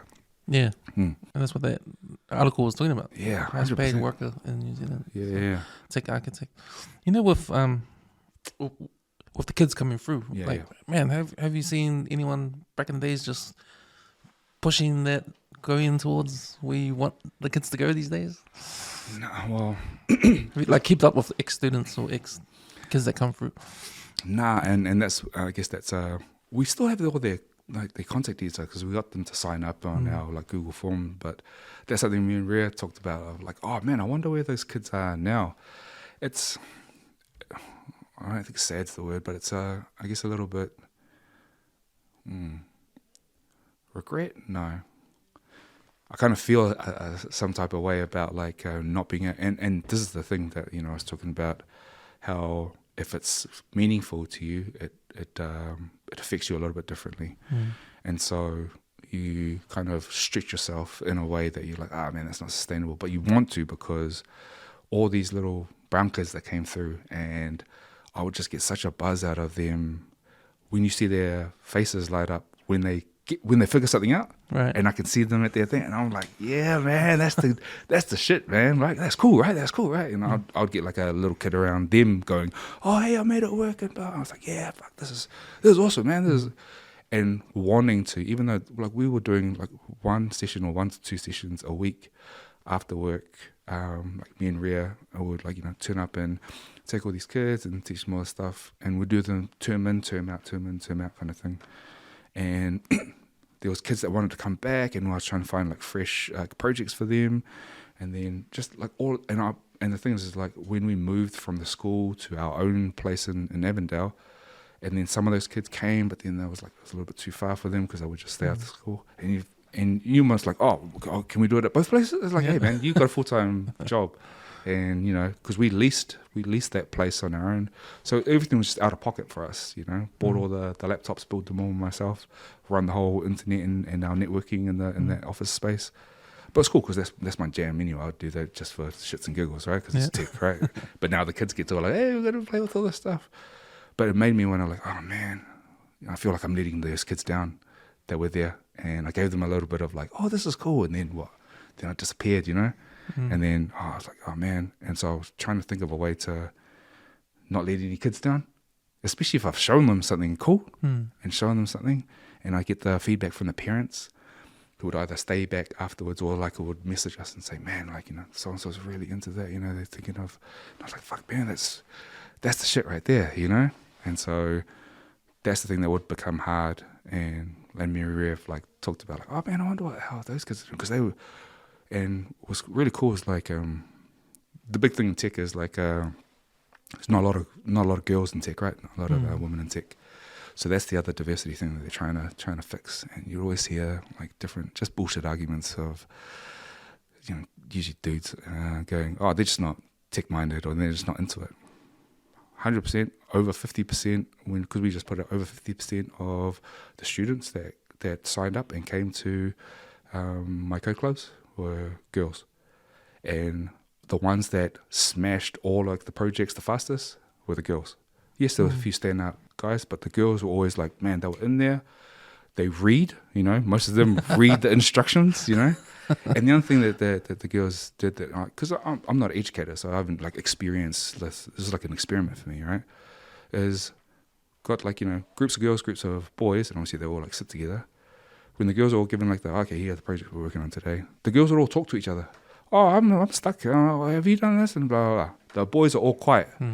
And I was like, man, these guys are like what, 9, 10? So I'm like, it's just weird. And I'd be like, oh, are they smashing through it? And I'd go, hey man, you're good. He's like, they're stuck on the first one, but they won't ask each other for help, and then they won't ask like the teachers for help. And I was like, hey, this is why we're all behind in school, guys. Come on, man. You know, like talk to each other. You know, like, and I'm not sure if it's just a shame or just like they're not comfortable, whatever. But as soon as I saw that, I was like, man, girls know how to collaborate, so they just go faster. You know, they're like, you know, egos aside or whatever that thing is. They don't have it. They're just like, oh yeah, oh I don't know how to do this. Oh, I couldn't do that. And then, oh no, this is how you do it. And obviously like that, the girl that got it will go. But that's what I saw. Like term in and term out, over 50% girls, and they loved it. And I was like, yeah, industry's bullshit, man. The reason why there's not women here is because everyone's like, think of a whole bunch of geeks and nerds, right? So that's why, I mean, I consider myself a geek. But obviously, I grew up with like Islanders and rugby players, and you know, I don't look like a dweeb, right? And so it's kind of just funny when you're like, okay, so obviously they don't know how to talk to girls. Obviously they don't know, like, you know, they've got all their kind of ways of thinking that's very like a male, misogynistic, right, and very sexist. And so that's not a fun environment to, you know, a welcoming environment to be in. And I'm not saying that like, okay, everyone's going to change and it's going to make it, because it's the same for Pasifika. I remember being asked by, I done a Tech Talanoa last year, and we had a bunch of Pasifika come and done a panel, and I got the question, how can companies be more welcoming to Pasifika, you know, make it a safer.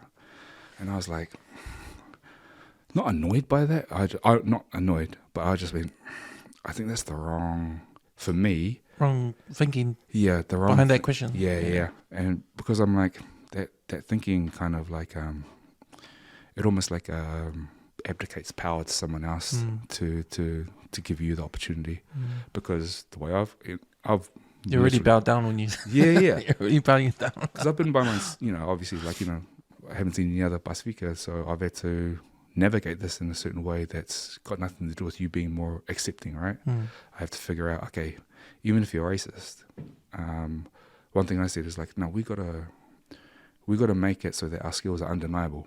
So the skill is money to a corporation. So they're like, oh, can you do that? Because if you do that for us, we make money. So if you're saying no to me based on whatever, your bias or whatever, then you're saying no to money. And the one thing I know about corporation is money generally wins the argument, right? Oh, yeah. That's like the fundamental sort of way to get around the corporate world. That's the basic understanding of it. Corporate wants to make money, wants to make a lot of money. Yeah. Profit is king. Yeah. like what you're doing to contribute to that profit. Yeah, exactly. You're not doing anything, or now you're out. Yeah, exactly. And next one, because there's going to be always someone behind you wanting your spot. Yeah, exactly. You know, and that's the mentality you're going to think. Like, what have you got to offer? Yeah, exactly. All the time. And so that's why I was like, nah, man, like you need to empower yourself to play this game, to get in there. And I'm not saying that don't do the work of like the system and the organization changing. But if I'm a betting man, I think we're going to all starve to death before the company changes in a way that's like, do you know what I mean? Yeah. Are you going to wait for that? That day's not coming very soon. Yes, things are improving. I think they've said like, overall, quality of life and all those kinds of things is much better than the super racist stuff that was back in the day, 100%.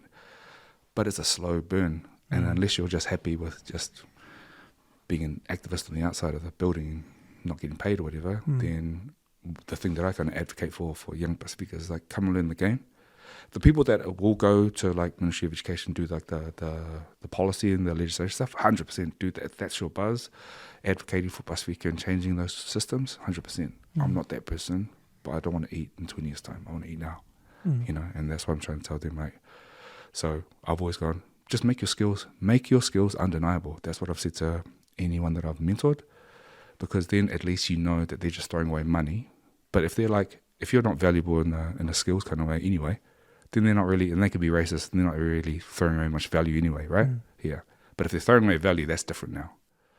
So, yeah. I always think the racism part comes with, it's always been one race doesn't understand the other. So it's easy to put them down rather than understand them. Yeah. Once you understand them, then sort of the resolution gets better, and you start to, okay, I understand.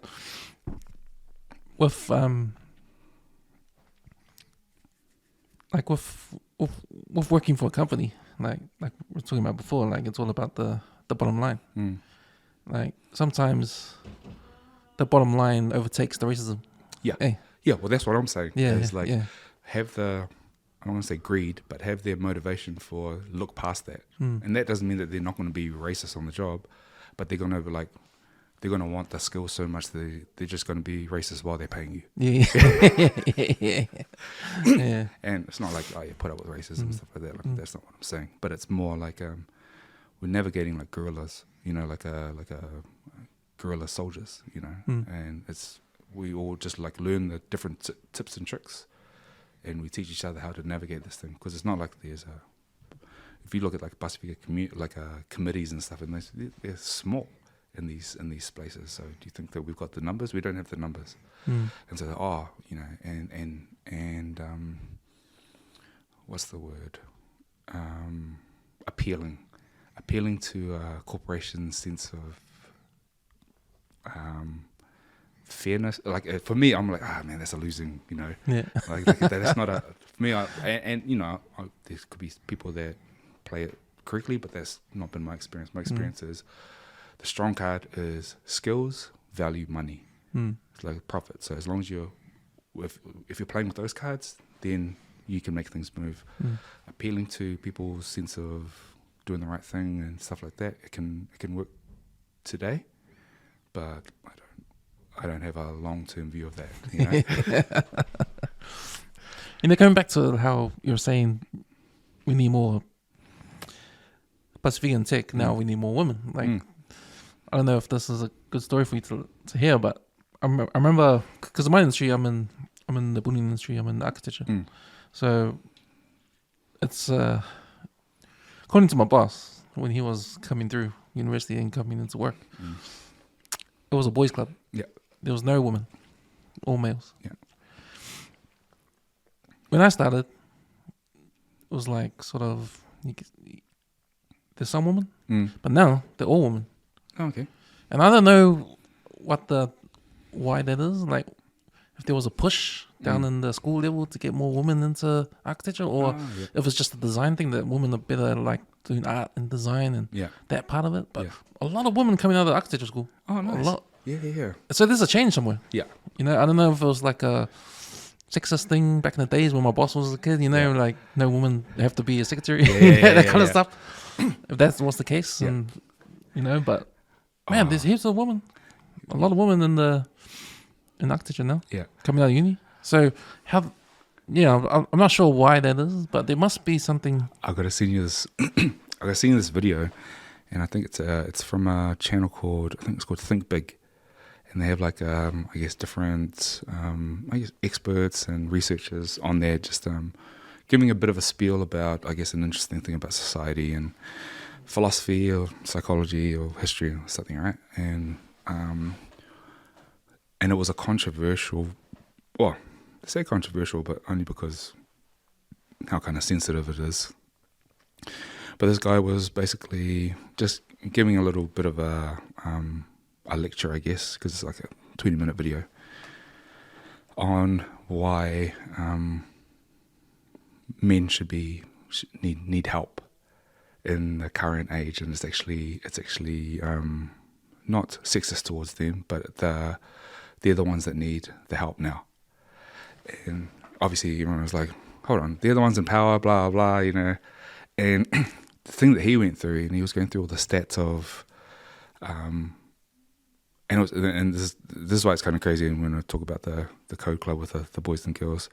So he was saying, as soon as we made things equal, the women thrived the most. Because now that like all the expectations and like the pathways into stuff was just like, okay, let's just make it like anyone who wants to apply, anyone who wants to study. And so he was saying that women were obviously, there's like, they make up the most university graduates. And then obviously they go on to earn, and so they were essentially squeezing men out of the market, but on merit, right? Because it's like, okay, cool. If it's an even playing field, highest marks gets the A. And best candidate, most qualified candidate gets the job, right? That's the way we all kind of believe it used to work, even though we know it's not. But the other thing that he was saying is like, so that was like, he goes, so that's why.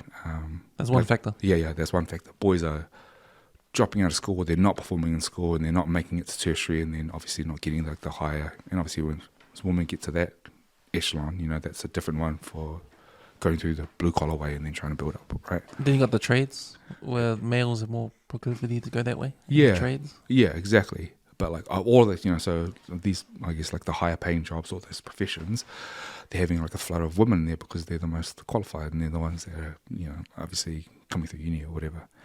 But the other thing and I was like, okay, well that makes sense. That cracks me up because it's like the reality, right? Once whatever this bullshit lie that we were telling ourselves, like, well, we're just more, and I was like, okay. If everything isn't even playing field, then the results are the results, right? But we know that that's not how our society was, And the thing that he was saying that he got into biology was saying that something that might help men is because they know biologically that males, that females develop faster than males, right? And so they were saying what's happening is if they both start school at the same time, the girls are just like, oh yeah, cool, figuring stuff out, and they know how to do their homework, and like they mature faster, so they're not just like, is that you in today? Like, and because boys are like that, right? But that's not because they're dumb. It's because they're behind a couple of years developmentally. So the thing is, like in those 2 years, well, he was saying like in that time, you're really affecting boys' self-esteem because they're like, oh man, must be dumb. Like like Shirley or like Jenny were able to go and do they handed the thing and I totally forgot about it and can't read this book and blah blah blah. And so he was saying that it might be better in society if boys just started later than girls, because I guess their brain capacity is actually able to crunch the numbers, then they don't feel like such a dumbass and they just go, oh cool, everyone's getting the same homework, and then that will help out there. So yeah, the controversy being like, yeah, we need to help men, and then obviously like the movement of like pro-woman movement is like, no, you guys have been top dog for so long. And I'm like, yeah, that's 100%, right? So men have done some stuff because of gender roles or whatever, and we're figuring out this new, but like, men are lost because they don't know, are they the breadwinner and blah, blah, and I was like, that's kind of a little bit weird, to, I guess, like to me and my brothers, because like we got a real strong mum, and my mum's family is like a real strong woman.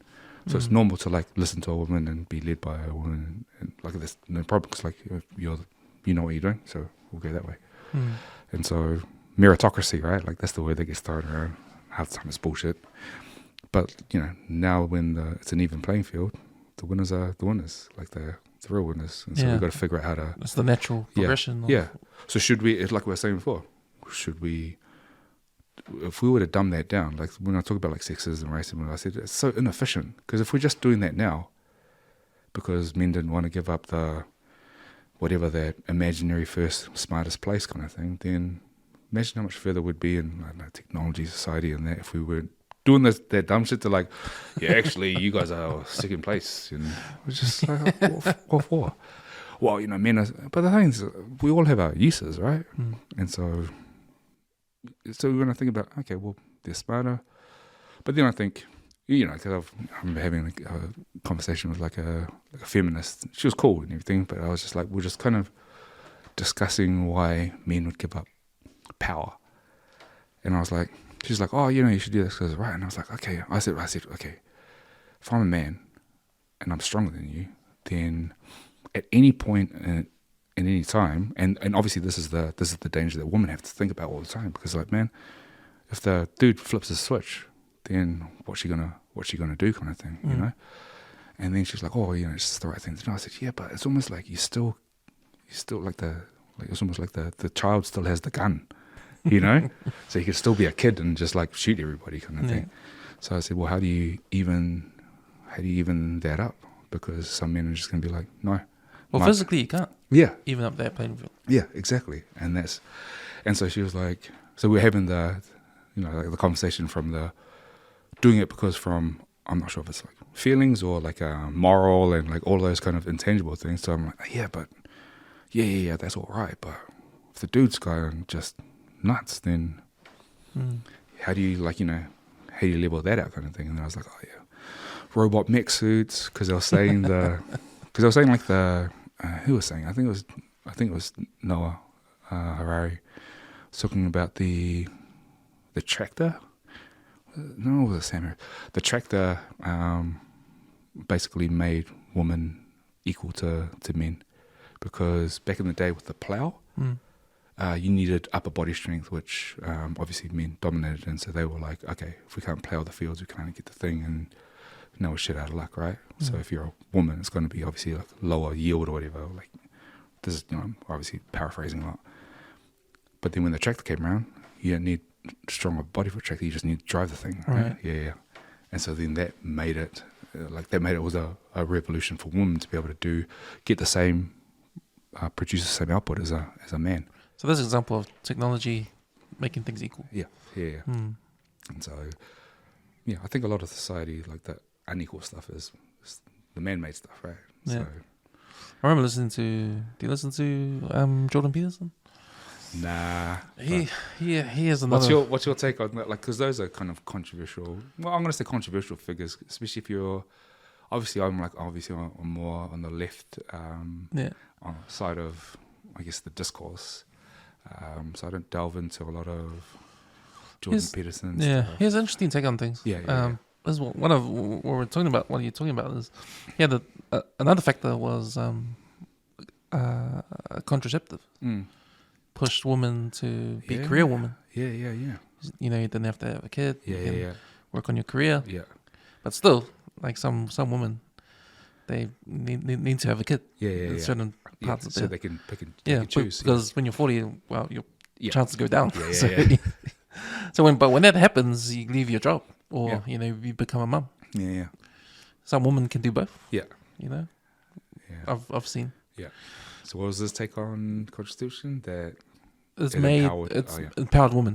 Made women become career women. That's why you have women CEOs sometimes. I think he talked about one CEO who's a woman. I forgot who she was. But examples of that. Examples of women in corporate world. Yeah. Being leaders and stuff like that. Didn't have to go home to the family because they're a career woman. Yeah. But that's why it's funny, because like those kind of factors come into like hiring as well, right? When people go, oh, I want to hire a woman over a man, they take into consideration that at any point she can have a baby, and then you're paying maternity leave for 6 months, right? And it's kind of interesting that those are the, like, obviously those are the factors that come in, and obviously it makes it kind of like uneven. Even if a woman's like, no, I'm going to be, but they're like, no, you're still a woman, could still have a baby, and that's a risk, it's a risk to the business or whatever. So, yeah, I mean. But you were admire to what technology can do. Technology can, Yeah, but help. but like you're saying, like that's if we're just staying in the same in that same model, right? But if it's just like what it is now, like you have like people running businesses from home, so like that women aren't stuck of either be a career woman or be a stay-at-home mum, because you can be a stay-at-home mum running a business, like all of that. Because like it's like my older brother, he was a stay-at-home dad, and he had a gym, and so that's the thing, he was like, I thought stay-at-home dad was just you're just home with the kids, but that's this kind of outdated kind of thinking. Is like, no, you got a side hustle and you got the pickups and you got the lunches, but and then you're at the gym while the kids are so I was like, oh yeah, sweet. Then I was like, man, that sounds. I'm trying to convince my wife to like go back to work. She's like, oh, thinking about going back to work, but I want to spend. And I was like, oh, why don't you go back to work? And Yeah. No, stop working. A junior father does that. He's a stay-at-home dad. Oh, really? Yeah. That's awesome. Yeah. He's a funny dude. Have you had him on the?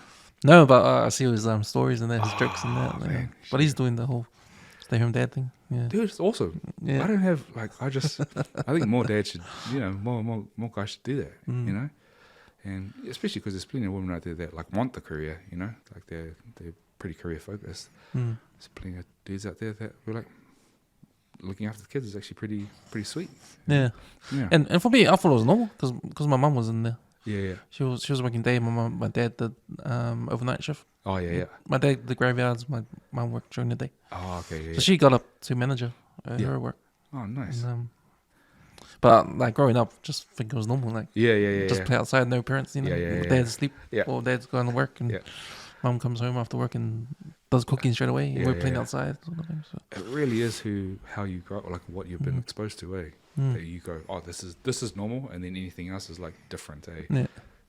So coming back to getting more Pasifika into tech, like you touched on how to make things equal could help. Like, what's your thoughts on trying to get more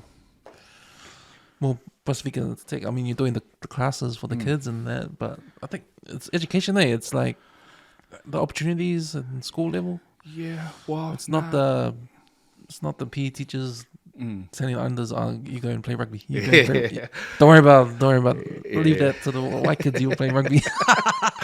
it's just giving them options, and I think that's because like I think after the first few years of doing like our co-club, like in area, I was like, man, I don't want to be at school because I don't want to be a teacher necessarily, right? And I was like, well, the reason why, and it's funny, the whole reason why I went after this thing in the first place is not because I'm like, oh yeah, I'm passionate about seeing more Pasifika in tech, which is kind of a funny thing to say when you're like trying to get more Pasifika in tech, right? It's not that necessarily. It's the fact that, okay, here I am, I'm living my life with a tech salary, and I have for a lot of years. And so I've never been short of money, and it's given me lots of doors, opportunities, blah, blah. Stuff that you have when you have means, right? And then I see all like the stories on TV and in the newspapers, and it's always like, some like what is it, that fever that those kids get, and they have to like, because they're in a damp house and overcrowding, all this kind of stuff. And I was like, oh yeah, the kids that, they say, the kids that don't see their parents, and that's why they go off the tracks, so they get into a bad crowd, all that kind of stuff. The parents aren't able to, but they have to because they got to do the 12 hours, like all that kind of like stuff that's kind of like that's the normal narratives in our community. And I was just like, if you had more money, it would solve a lot of stuff.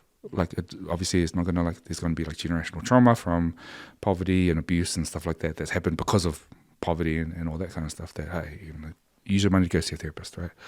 But it would actually change. And I remember because I wrote a newsletter article on because I went and looked at the numbers and looked at like Stats NZ and saw like the highest earning. You know, they've done studies on like what makes up a Pasifika household, how many adults are there, also the average age of Pacific Islander. You know, because we're kind of young, and the types of work that we're in, which is a lot of manual stuff. So there's a lot of wear and tear on bodies for our kind of community, because that's the kind of work that we do, and those jobs are low paid. And so you have like multiple generations that are in a house that they don't own. And so when they're talking about generational wealth, everyone, it's like the old school house. You have a house, mortgage, but like, you know, you can borrow against it, you can pass it down. It's just like, and the things, because this is where my mum came from, like her drive to get a house was from the, I guess just the, I don't call it indecency, but just the embarrassment of having a Balangi landlord come through your house, inspect it, check all of the, you know, and tell you, a grown woman who's got like young kids, tell her off like a teenager, like a little kid, you know, it's like they're superior. And my mum was like, I'm never paying rent to, you know, I want to work and save and get a house. And so that's what me and my dad did. And we were 5 boys, right? And we were 5 under 6. And so that's my, the legacy of where I came from, where it's like, if I can pay my own way, I own a house, and then everything from there. So all like my parents' wealth and me and my brother's wealth kind of stem from those kind of generational investments. But that comes from money. But they had to scrap this money together, right? Because they didn't have, worked at the post office. My dad drove the big red buses in Wellington. And so when I think, man, learn some coding, I'll give you some interview tips and tricks and tell you how like the words to say, like the way my Balangi mate, the contractor, said, hey man, this is the game. Download that, say this is the rate. So he told me what their top dollar was. So I just set it out straight away when I got in there, which was the hourly rate was 3 times what I'd ever been paid before. So I was just like, man, I'm not saying that. And he's like, that's the rate. So say that. So I was nervous when he was like, okay, cool man, Ron, we like what you got, blah, blah, blah. And then when I got to the thing, I was like, nervous as fuck. So I said, man, this guy's just going to be like, get out of here. Was this a joke to you? Or something like that, eh? But he didn't, the manager didn't blink. He was like, when can you start? I was like, okay, cool. And I was like, man. And so. That's when you walked out and said, man, I should have done time before. Yeah. Well, that's it, you know. But the thing is, I would never have known that if it wasn't for this guy putting me on game, right? Mm. And so that's the opportunity that I see for, like the very basic opportunity that I see for us when we're talking about generational change. I'm like, we can invest a year into this, and then we can get you on the pathway to six figures. And the other thing is like, that's just the economic change, right? But then once you get these skills, now you're in that landscape of, you're going to build an app, you're going to build a website, you're going to have your own business where you like sell digital services. Now that's all your thing, from home, from anywhere. And you can have that because I'm not a fucking genius, and I just like learned this stuff. And you don't have to take as long. I said this you don't have to take as long as me to get to 6 figures, because if I've already figured out like this is the thing that you do, we can get you there. I mean, one girl that I mentored, we said, we're going to get you into this big company. Mentored her into it, landed the job, got in there, and I said 6 figures within 2 years. Within I think a year and a bit, she got bumped to 6. So I remember I was celebrating about that, because I was like, look, Samoan, a young Samoan lady. And I'm like, because that's the formula. So once you've cracked the formula, run the formula. So let's just run game. Like basically, literally, any one of you guys come to a program and we will, I mean, this is in a hypothetical way. Then you can go and take that 6 figures and then help your family get out of there, get into your first house, and then run it from there. And so that's one. So imagine what, five people a year who make 6 and 2, and then you go teach the others. Then I can just get, I always say, man, as soon as it happens, I can just concentrate on my own geeking. Stop this foolishness. Yeah. Stop this trying to save the world kind of bullshit, but that's because that's what I saw. Because I saw like, it's actually relatively straightforward and easy, and the payoff is this. Because you look at the market, that's what they're paying today. That's what they're paying. You show them this, they don't go, oh, but no, there's no what school did you go to? They say, can you do this? And you go, here you go. Get in there and do it. And because the thing is, engineering talent, I said this in the last thing, engineering talent is what makes those companies money. So if this company doesn't pick you up, another company is going to pick you up, you know? That's what I want for our people. That was it. It was like literally... Just the means. Yeah, just the means. Give you the means, and you, like, you know, this whole thing where, like, trying to figure out what to give people. Just give them money. They know what they need, you know? And they've done studies on this where they're just like, rather than give them, like, vouchers for the, you know, like, food stamps and stuff like that, give them money. They know what they need. Oh, but they're just going to spend it on, like alcohol and cigarettes. I've got to go find this because it was on a RNZ interview where they've done a study to show that actually goes down when their needs are met. So the pressure of earning money, because they got given, like, okay, cool, we're going to give you, I think, like a UBI and just see how you go for, I think it was like a year or something. They showed that the alcohol and cigarettes consumption went down because those are coping mechanisms. They're coping for stress. So if you're not so stressed, you're not reaching for coping mechanisms, right? Yeah.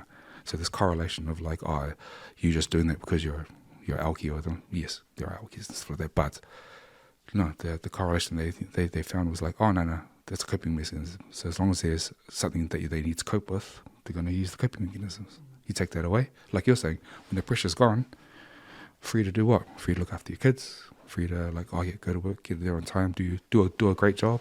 Well, you're free to do what you love. Yeah. You'll move towards that. Yeah. There was a CEO over in the States. I want to say his name was Sam. I think it was like his last name was Price. Anyway, he had a tech company. And there was some controversy because I think 5, 6, 7 years ago now, he was like, oh man, he realized that the minimum salary that you would need to survive in their city was X amount. I think it was like 76,000 or whatever. And he was like, but a lot of his employees who were doing like deliveries and stuff like that weren't making that. And he was like, well, this is bullshit because all of my execs are in the millions. And he was like, and so he came out and was like, okay, we're going to just pay everybody minimum 76,000. And so people who were on like 30s and stuff like that all came up to that.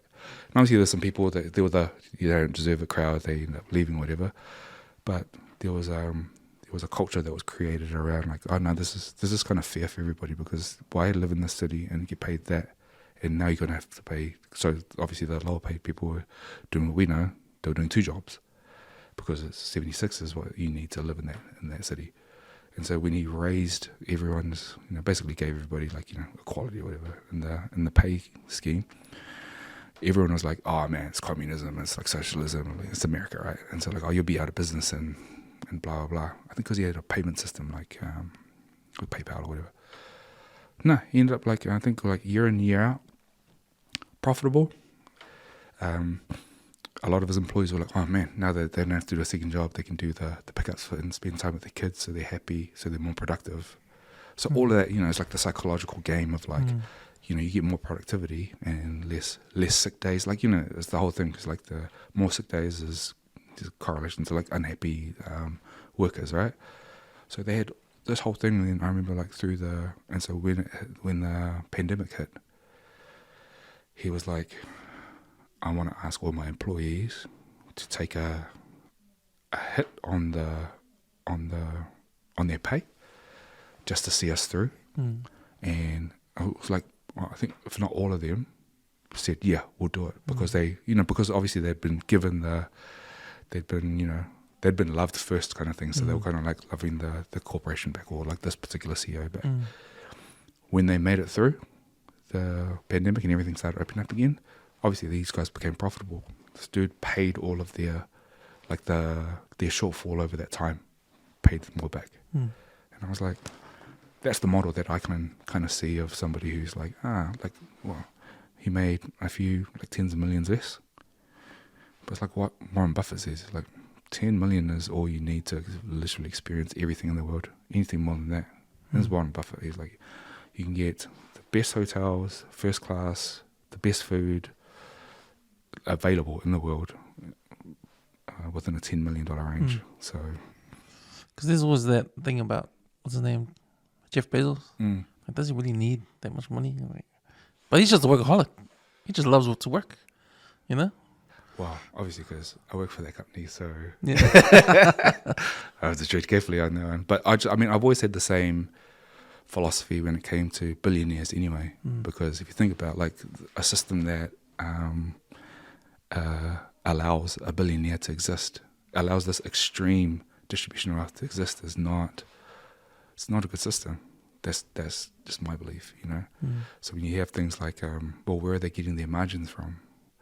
It can't be from minimum wage, unionized, kind of employee protected people with healthcare and all that kind of stuff. Nah, you know it's from, you know. Like, so not saying that about, obviously not about work, but just that system in general, right? You can't you can't have obscene wealth and, you know, like that extreme. And then it's like, what do you, like, I know they're just playing the game. Like these people are like probably not in it for the money, but obviously like the game of it, right? You know, and so obviously they've maxed the game out, but it just feels like a loophole that's been exploited.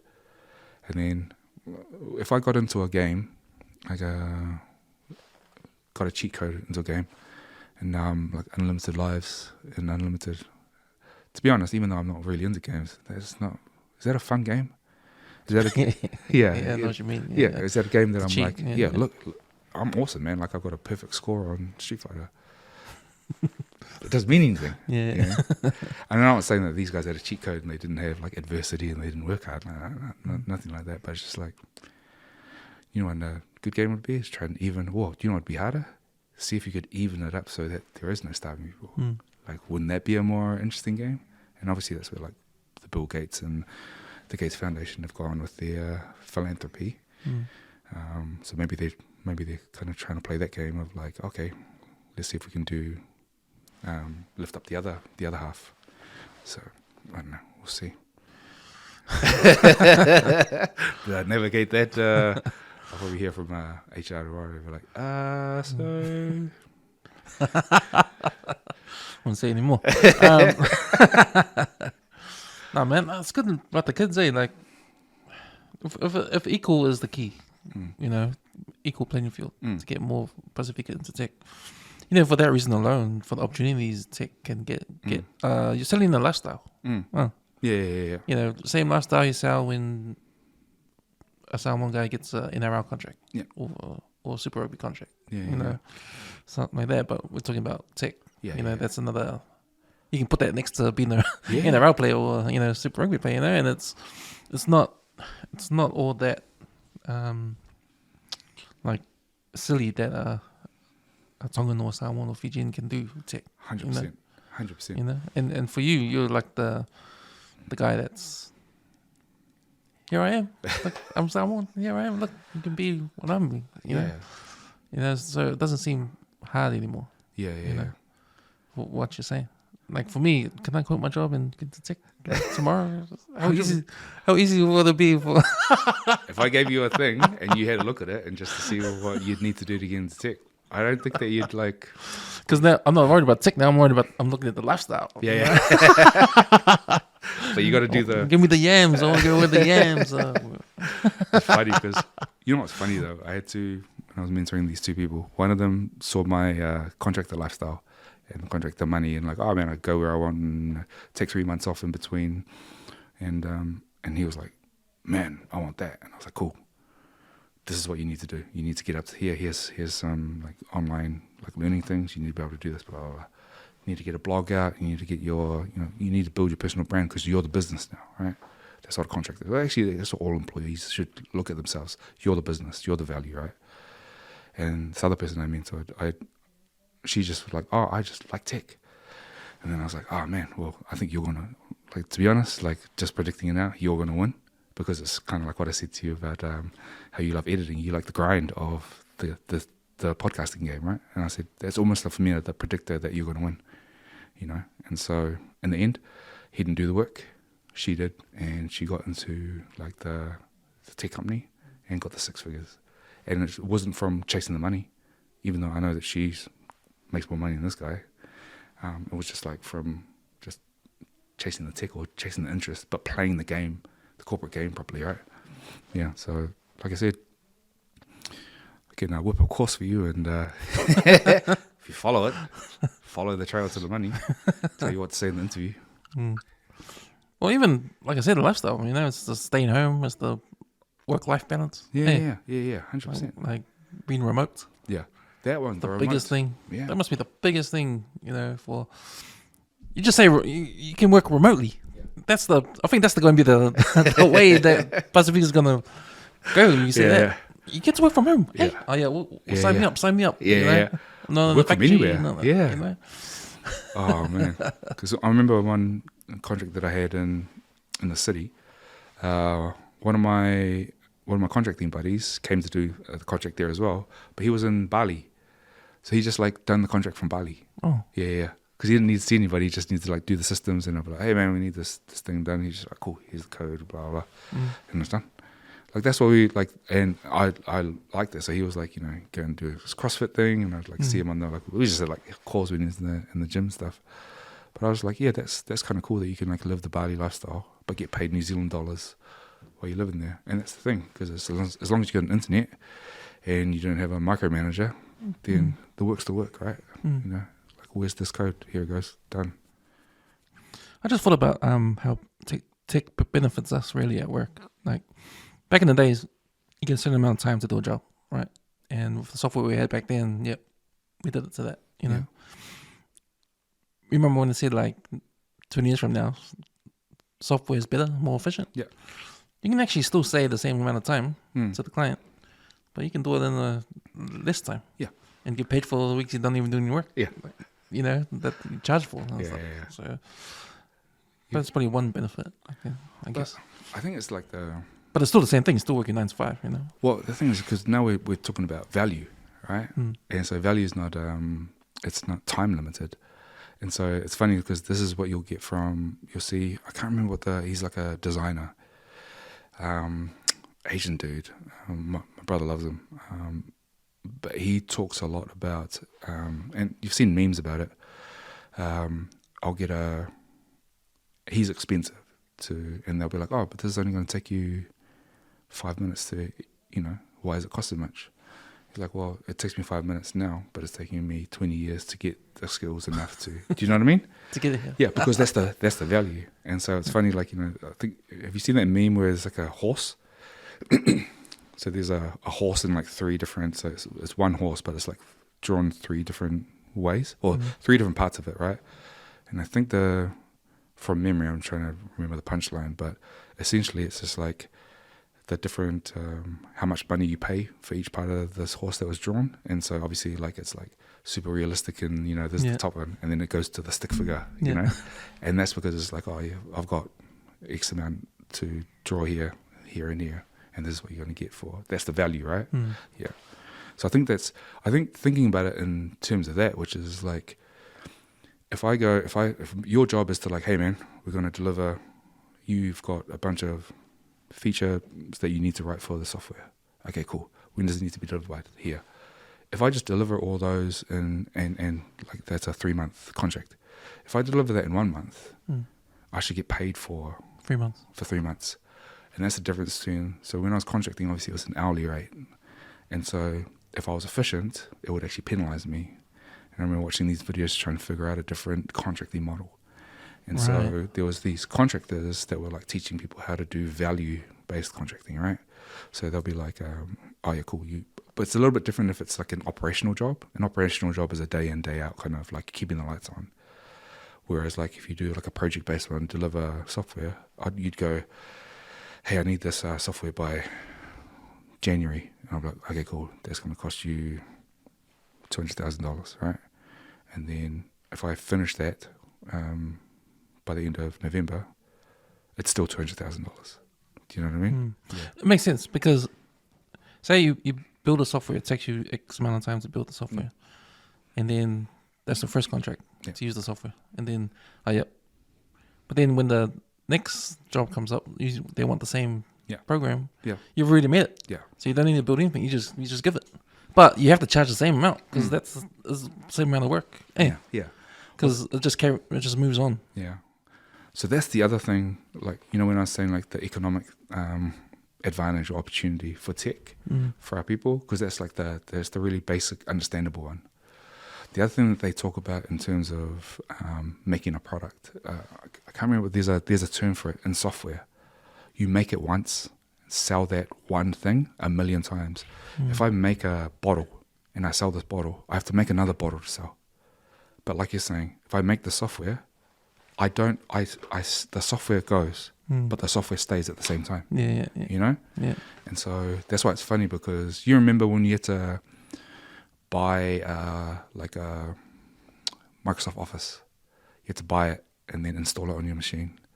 And now they don't have that model anymore. It's like subscription now. Yeah. So before you just like buy it once, and they had to like, we're going to try and make this expensive enough so that you see how much value that you would get over however many years and figure that out, right? Now they don't have to figure that out. They can just like basically just slowly bleed you to death, Yeah. There's all those subscriptions, it's a slow bleed, Yeah. Which makes sense, especially when you think about it.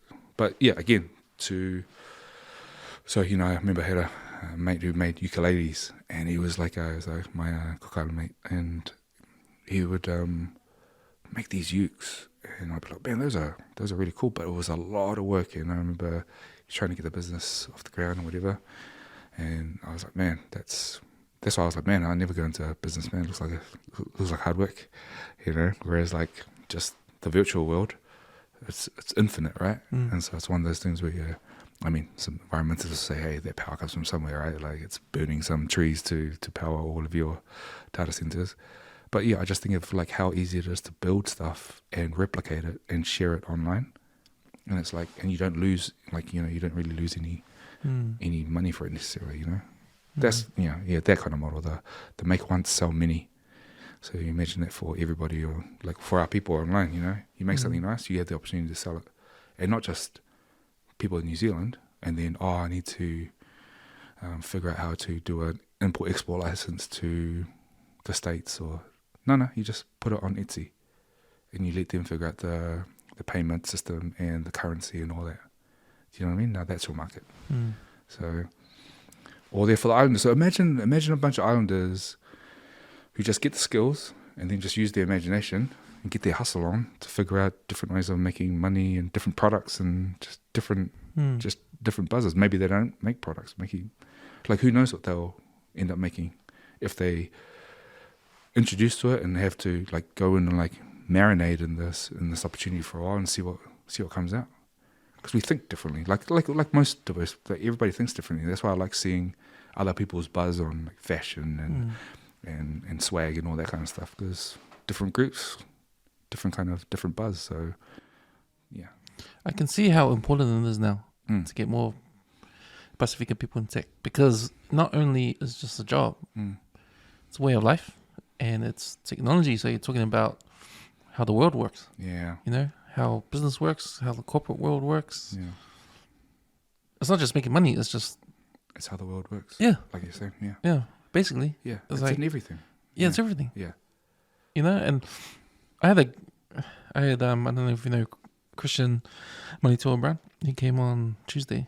Oh, I recognize that name. Yeah, so he's a political guy. He's a National Party guy. Yeah, he's a Samoan guy. But he talked about Pasifika navigating the Western world, and he does it through politics. If you know your way around politics, then you know a bit about how the Western world will work. Yeah, especially our government here in New Zealand and how things work.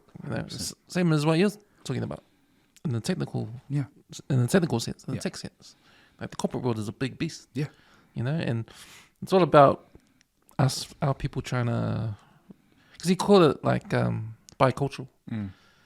We're either bilingual or bicultural. And we need to be bicultural. Like we got our culture, our Samoan culture, and the other culture we're good at is sports culture. Oh yeah, or music culture. Yeah. corporate culture, lacking there. Yeah.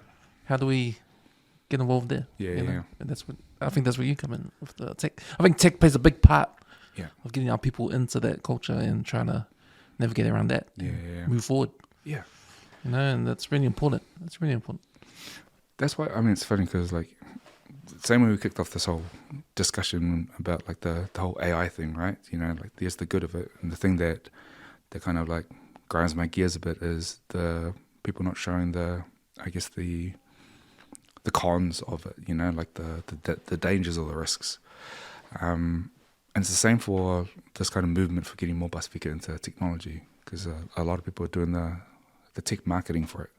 And this is the lifestyle and blah blah. But because I'm not sure if like they've necessarily worked in tech, like in the engineering side of things. I mean, I think just in tech in general, in the corporate space, they're not. There's not enough call out of like what it's going to be like when you come over here, because obviously we're going to be the minority. So don't come over here, like prepare yourself to come over here and not be super welcomed or not be like understood or not be integrated into this, So a lot of it is kind of like, the knowledge is not just the opportunity, but also how to navigate the reality of it, Get off the hype and the marketing, because that's for salespeople.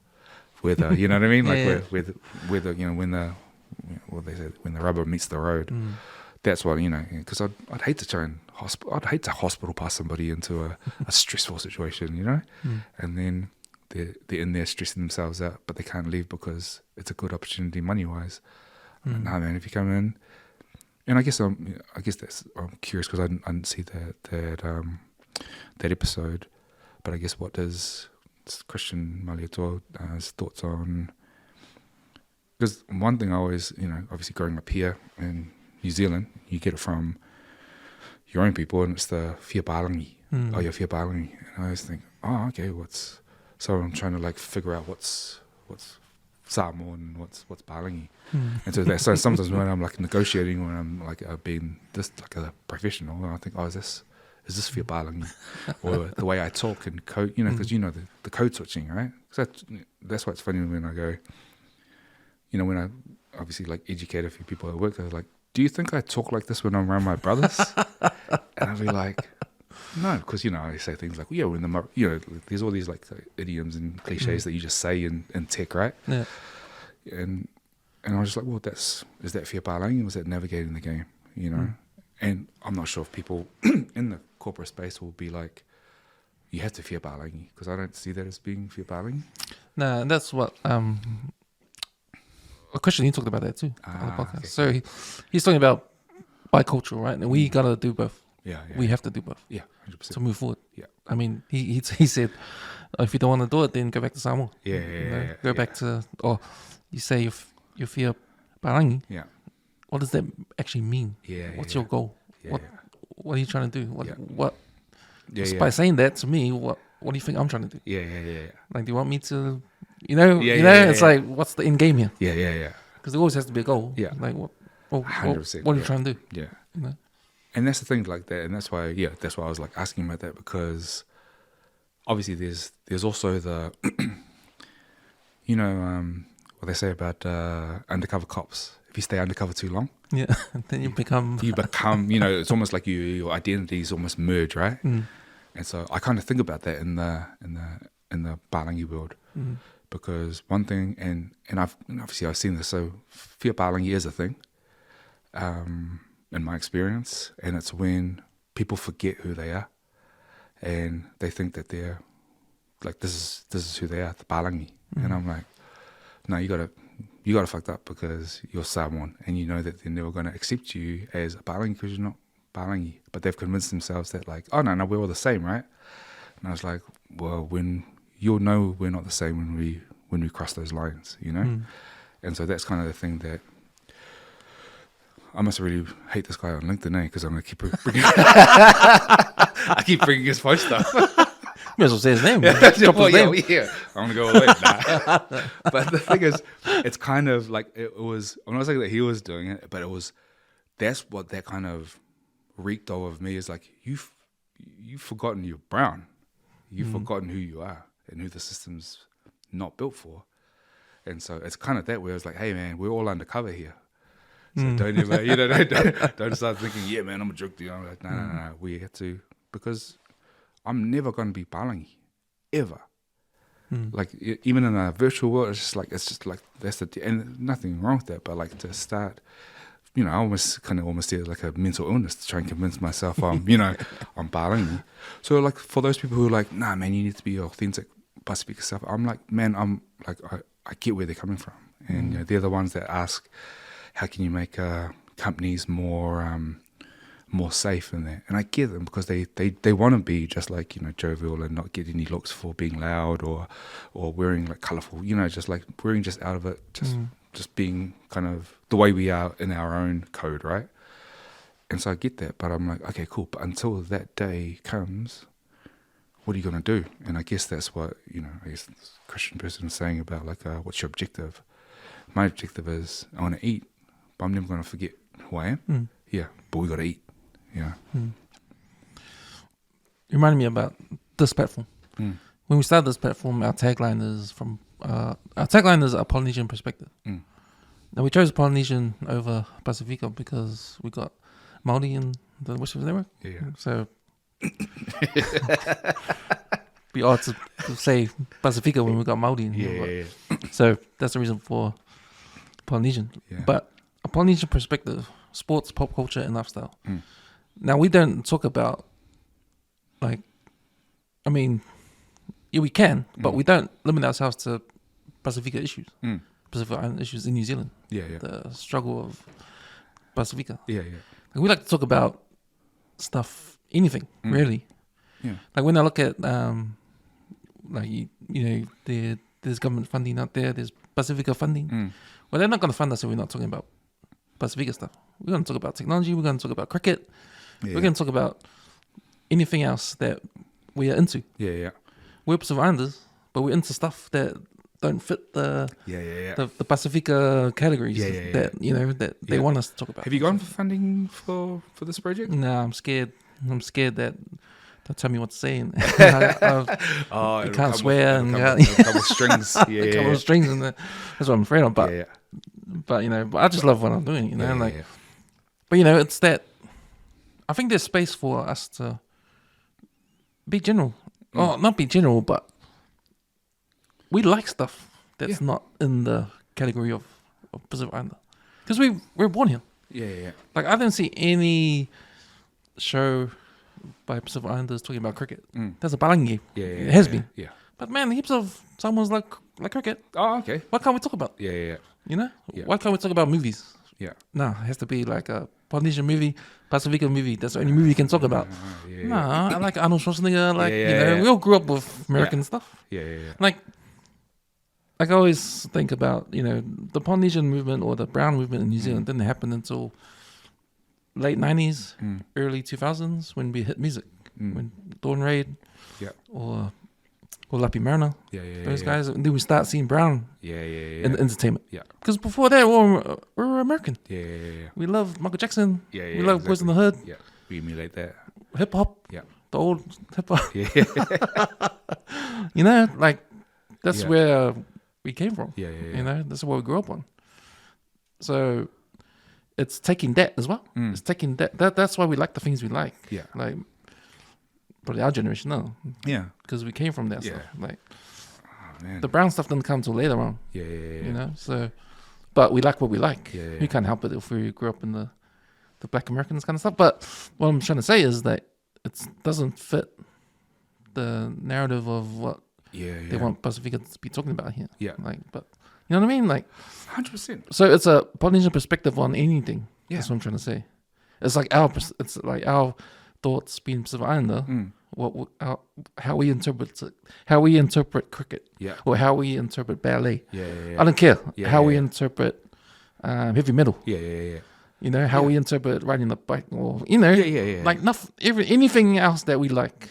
Yeah, because we do like other stuff, and that's the stuff I'm not afraid to bring out. And I think there's a space for that. Yeah, you know. Oh, 100%.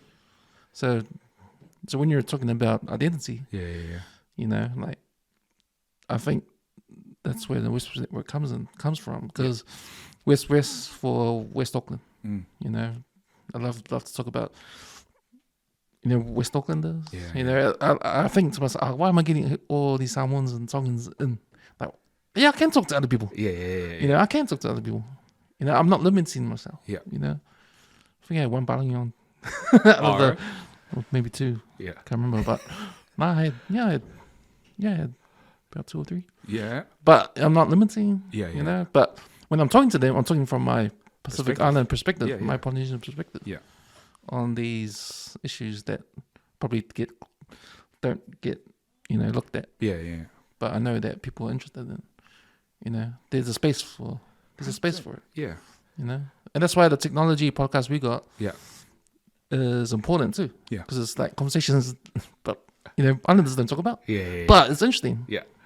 I mean, talking to you, like you're an educated guy, you know, we had some good stuff to talk about. You know, I loved it. Yeah. I learned a lot from you. Like, you're giving me a high resolution of stuff that I just, you know. I'm going to give you a headach. This is going to give you Well, up now- at night going, this AI is going to freaking kill us all. Now I'm going to bed. Oh, maybe I'm going to quit my job tomorrow. I might do this course. Ring on Ron and work for him. But you know, like Yeah. when it comes to identity, like Yeah. you just reminding me of why we do this. Yeah. You know what our angle is Yeah. that I don't see out there. You know. Keep doing it, man. Like Yeah. this is, and the fact that you guys are still, you know, I was going on about this. Like you're still going. You know, you guys have stood the test of time, and no, I like that. That's the whole thing. It's funny because like me and my brothers are kind of the same in terms of like looking at it from what makes a Samoan person, right? Especially because we grew up here, we had the whole identity issue because we were like, oh man, Samoa's not as strong as like my cousins over in Samoa. When we were over there, they call us Palangis, and I was like, oh man, like you know, we don't know all the cultural stuff as well as they do, kind of thing. And so we were in this like kind of caught in an identity thing. But my mum was always, you guys are Samoan. You guys are Samoan, and what you guys do is Samoan, right? Obviously, we've got our culture stuff. And my brothers who own the King Tattoo Studio in Avondale, I remember On the corner. Yeah. Oh, Yeah, so there's my younger brothers. They cool. own that, and I remember when they first opened it because my brother's into like he likes dark shit. So he's like black and grey skulls and demons and you know like all sorts of real ghoulish shit, right? And the thing is like, and he likes his shop. You know, he's quite artistic, right? So he's got his shop set up in a way that I remember he said like one of his, I'm not sure if it was a client that came in and said, "Oh man, you never know this was like a they were like, oh, this is a tattoo studio." And then my brother was like, oh yeah, it's a Samoan tattoo studio. And then he was like, because I'm Samoan and this is my tattoo studio. And like it was like, well, and so I remember me and my younger brothers would sit around and go, yeah, well, what makes it Samoan and not Samoan? Is it like, do I have to have some tapa cloths up, or do I need ear lovers and stuff like that on the for curtains or something like that, And I was like, well, and so that's what we always talk. Like obviously, like, we have our culture, we have our language, we have our anganu'u and our practices and our traditions. 100% that's Samoan, but we also see that because we grew up here, the stuff that we do is from a Samoan, perspective. So when I look at the way I look at tech and manage projects and navigate myself around, I'm a Samoan person.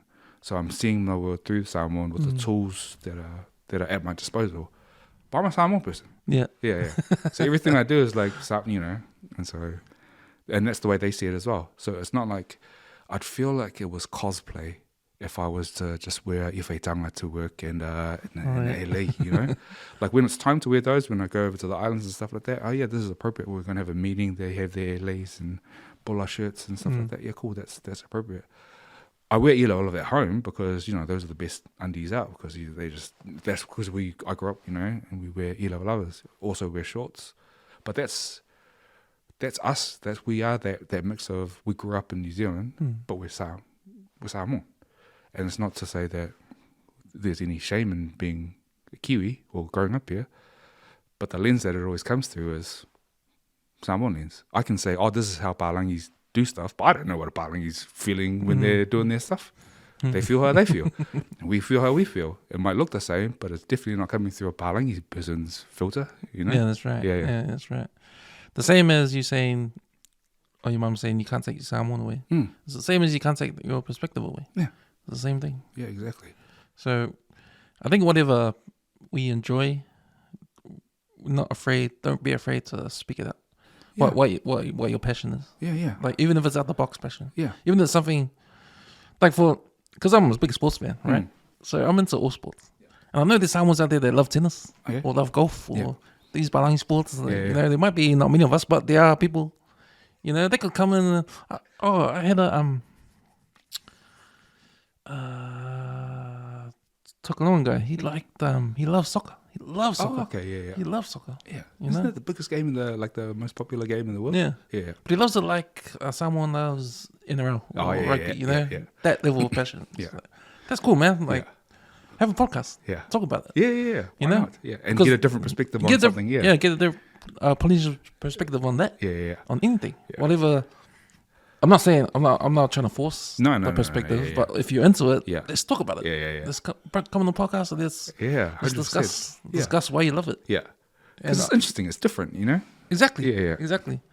And I think that's where the whole, I think the Pasifika space, when it comes to, might get, I think sometimes for me, especially the awards kind of stuff, like Pasifika Awards, Pasifika Business Awards, Pasifika, it puts us in a box. It puts us to the side and lets us fight over our own thing, and it doesn't let us look at the big picture. Yeah. Like, it's like consolation. Yeah. Like, it sets the bar somewhere that's not even the Palangis look down at that bar. Like, oh yeah, you guys can. Oh, it was the Pasifika Music Awards, not the. Yeah. Not the world, like Oscars or, you know, like Emmys or something like that. Yeah. What's the music one? I forgot. MTV Awards. Grammys. Grammys. Yeah. You know, like the empowering, Yeah. you know, empowering us to do better, to do more. Yeah. Not what they told us to do. Yeah. Not, you know, not what they gave us. Yeah. Like they say, we need, what's that phrase they always say? Like, we need a table to sit on. Sit at the table. Oh yeah, we need a seat at the table. Seat at the table, yeah. Not the table they gave us. Yeah. Not the table and chairs they gave us. Same table we're talking about, yeah. Talking about that table. Oh man. That kind of stuff, you know. 100%, yeah. You know, and I feel like this is different. Yeah. I feel like this is different. This perspective. Yeah. This Polynesian perspective, this Pasifika perspective, Samoan perspective. Yeah. On something that's not that normal. Yeah. You know, but you love it. Yeah. Get it out there. Yeah. Because that will speak more to the Western world than anything else. Yeah. Because the Western world is dying to. I think the Palangis want to know. Yeah. But they see us doing our own thing and they're nah, don't worry. Yeah. You know? Yeah. They can't I guess they can't relate to it or they can't decode it, right? And so they don't care. Yeah. So that you know. Yeah. But once we start going into their space, Yeah. they go, hey, what are you guys doing here? Like, Yeah. oh, you love it. Yeah. Oh, what are you in tech for? Oh, what? You know, shouldn't you be somewhere else? Like, you know. Yeah. Usually makes them uncomfortable. So yeah. But that's a growth opportunity, right? It's time for you to grow and But it's funny. Have you had that conversation about the box of different Pasifika awards for business and? Have I talked about it? Yeah. Said these views and had I've said it to the Palangis at more. Oh yeah. And I've, this is an exclusive. and I've because those are because I think the way you're looking at the way we're doing stuff, Pasifika. These are the. It's funny. The LinkedIn guy again, right? So the thing that I said at the top of the thing was because everybody was so positive about it. I was like, "Hey man, I want to be the party pooper and call out the. How come you're not saying anything about the dangers, blah blah blah."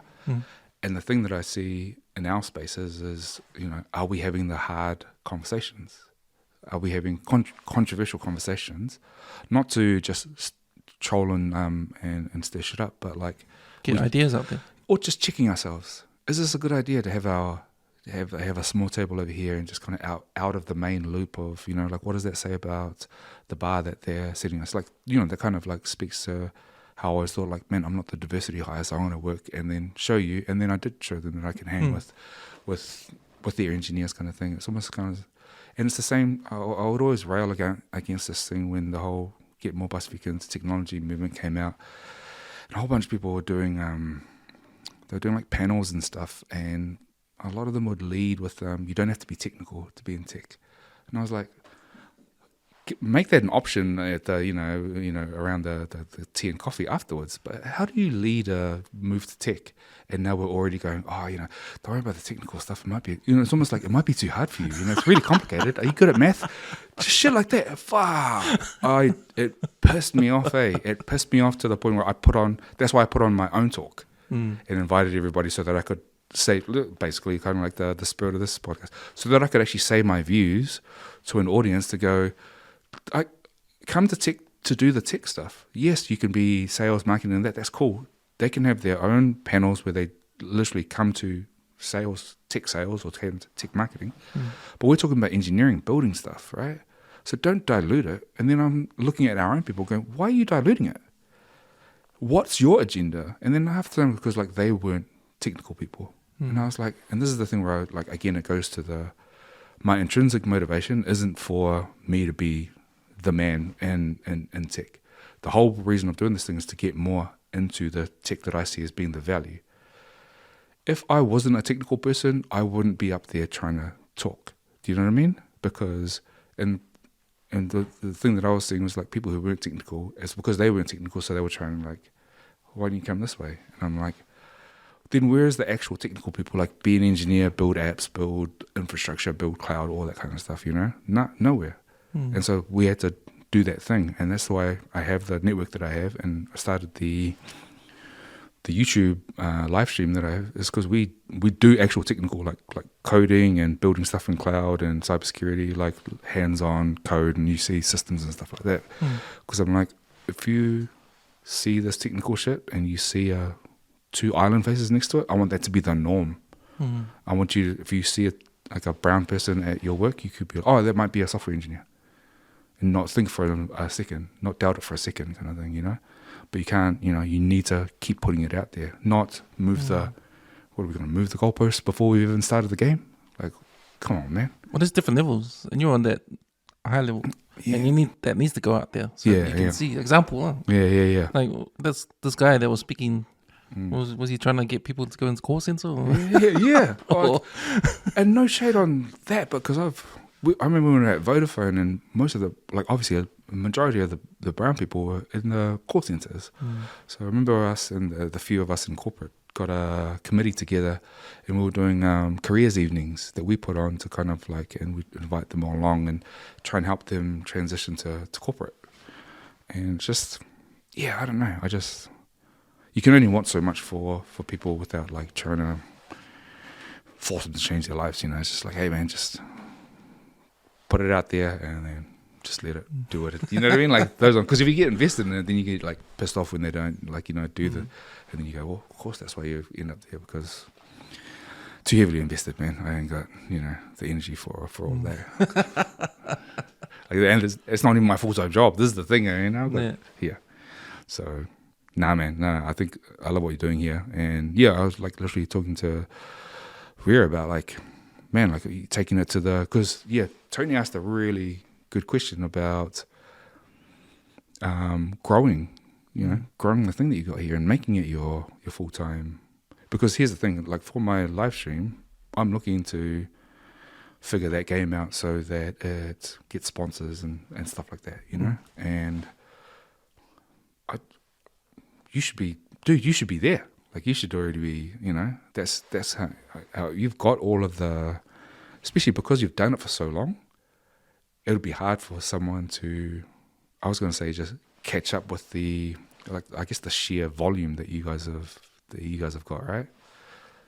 I don't know, man. You got it all. It's all here. That's when I see it, I'm like, man, it's all here. It's a matter of that's why I was like, what's your, do you have a strategy around, the people that you talk to? Do you have what do they call it? They call it an editorial schedule where you plan, okay, for January, February, these are going to be my speakers, so that, I don't know, you can get out ahead of advertising or sponsors and stuff like that. So, hey, we're getting Tony Laulu on for, blah, blah, blah. And dude, that'll be a cool game to figure out, No, I'm ready to figure it out. But I've done some groundwork. I've done a bit of background stuff. Yeah. I'll show you after this. Yeah. Sounds good, man. Well, man, 3 hours 40. Has it? Jesus. It's a long one. So, where can people find you if they want to learn more about tech and get into? Oh man. If you're on LinkedIn, look me up on LinkedIn. Otherwise, ronamosa.io is a good place to start. That's my website, and then from there, you can hit the link trees and the instas and all that's on there. But yeah, ronamosa.io, and hit me up and come join my network and be a geek, make some money, and real generational wealth. You know, leave those NFTs alone. Nice, brother. Nice, also. Yeah. Thank you. My man.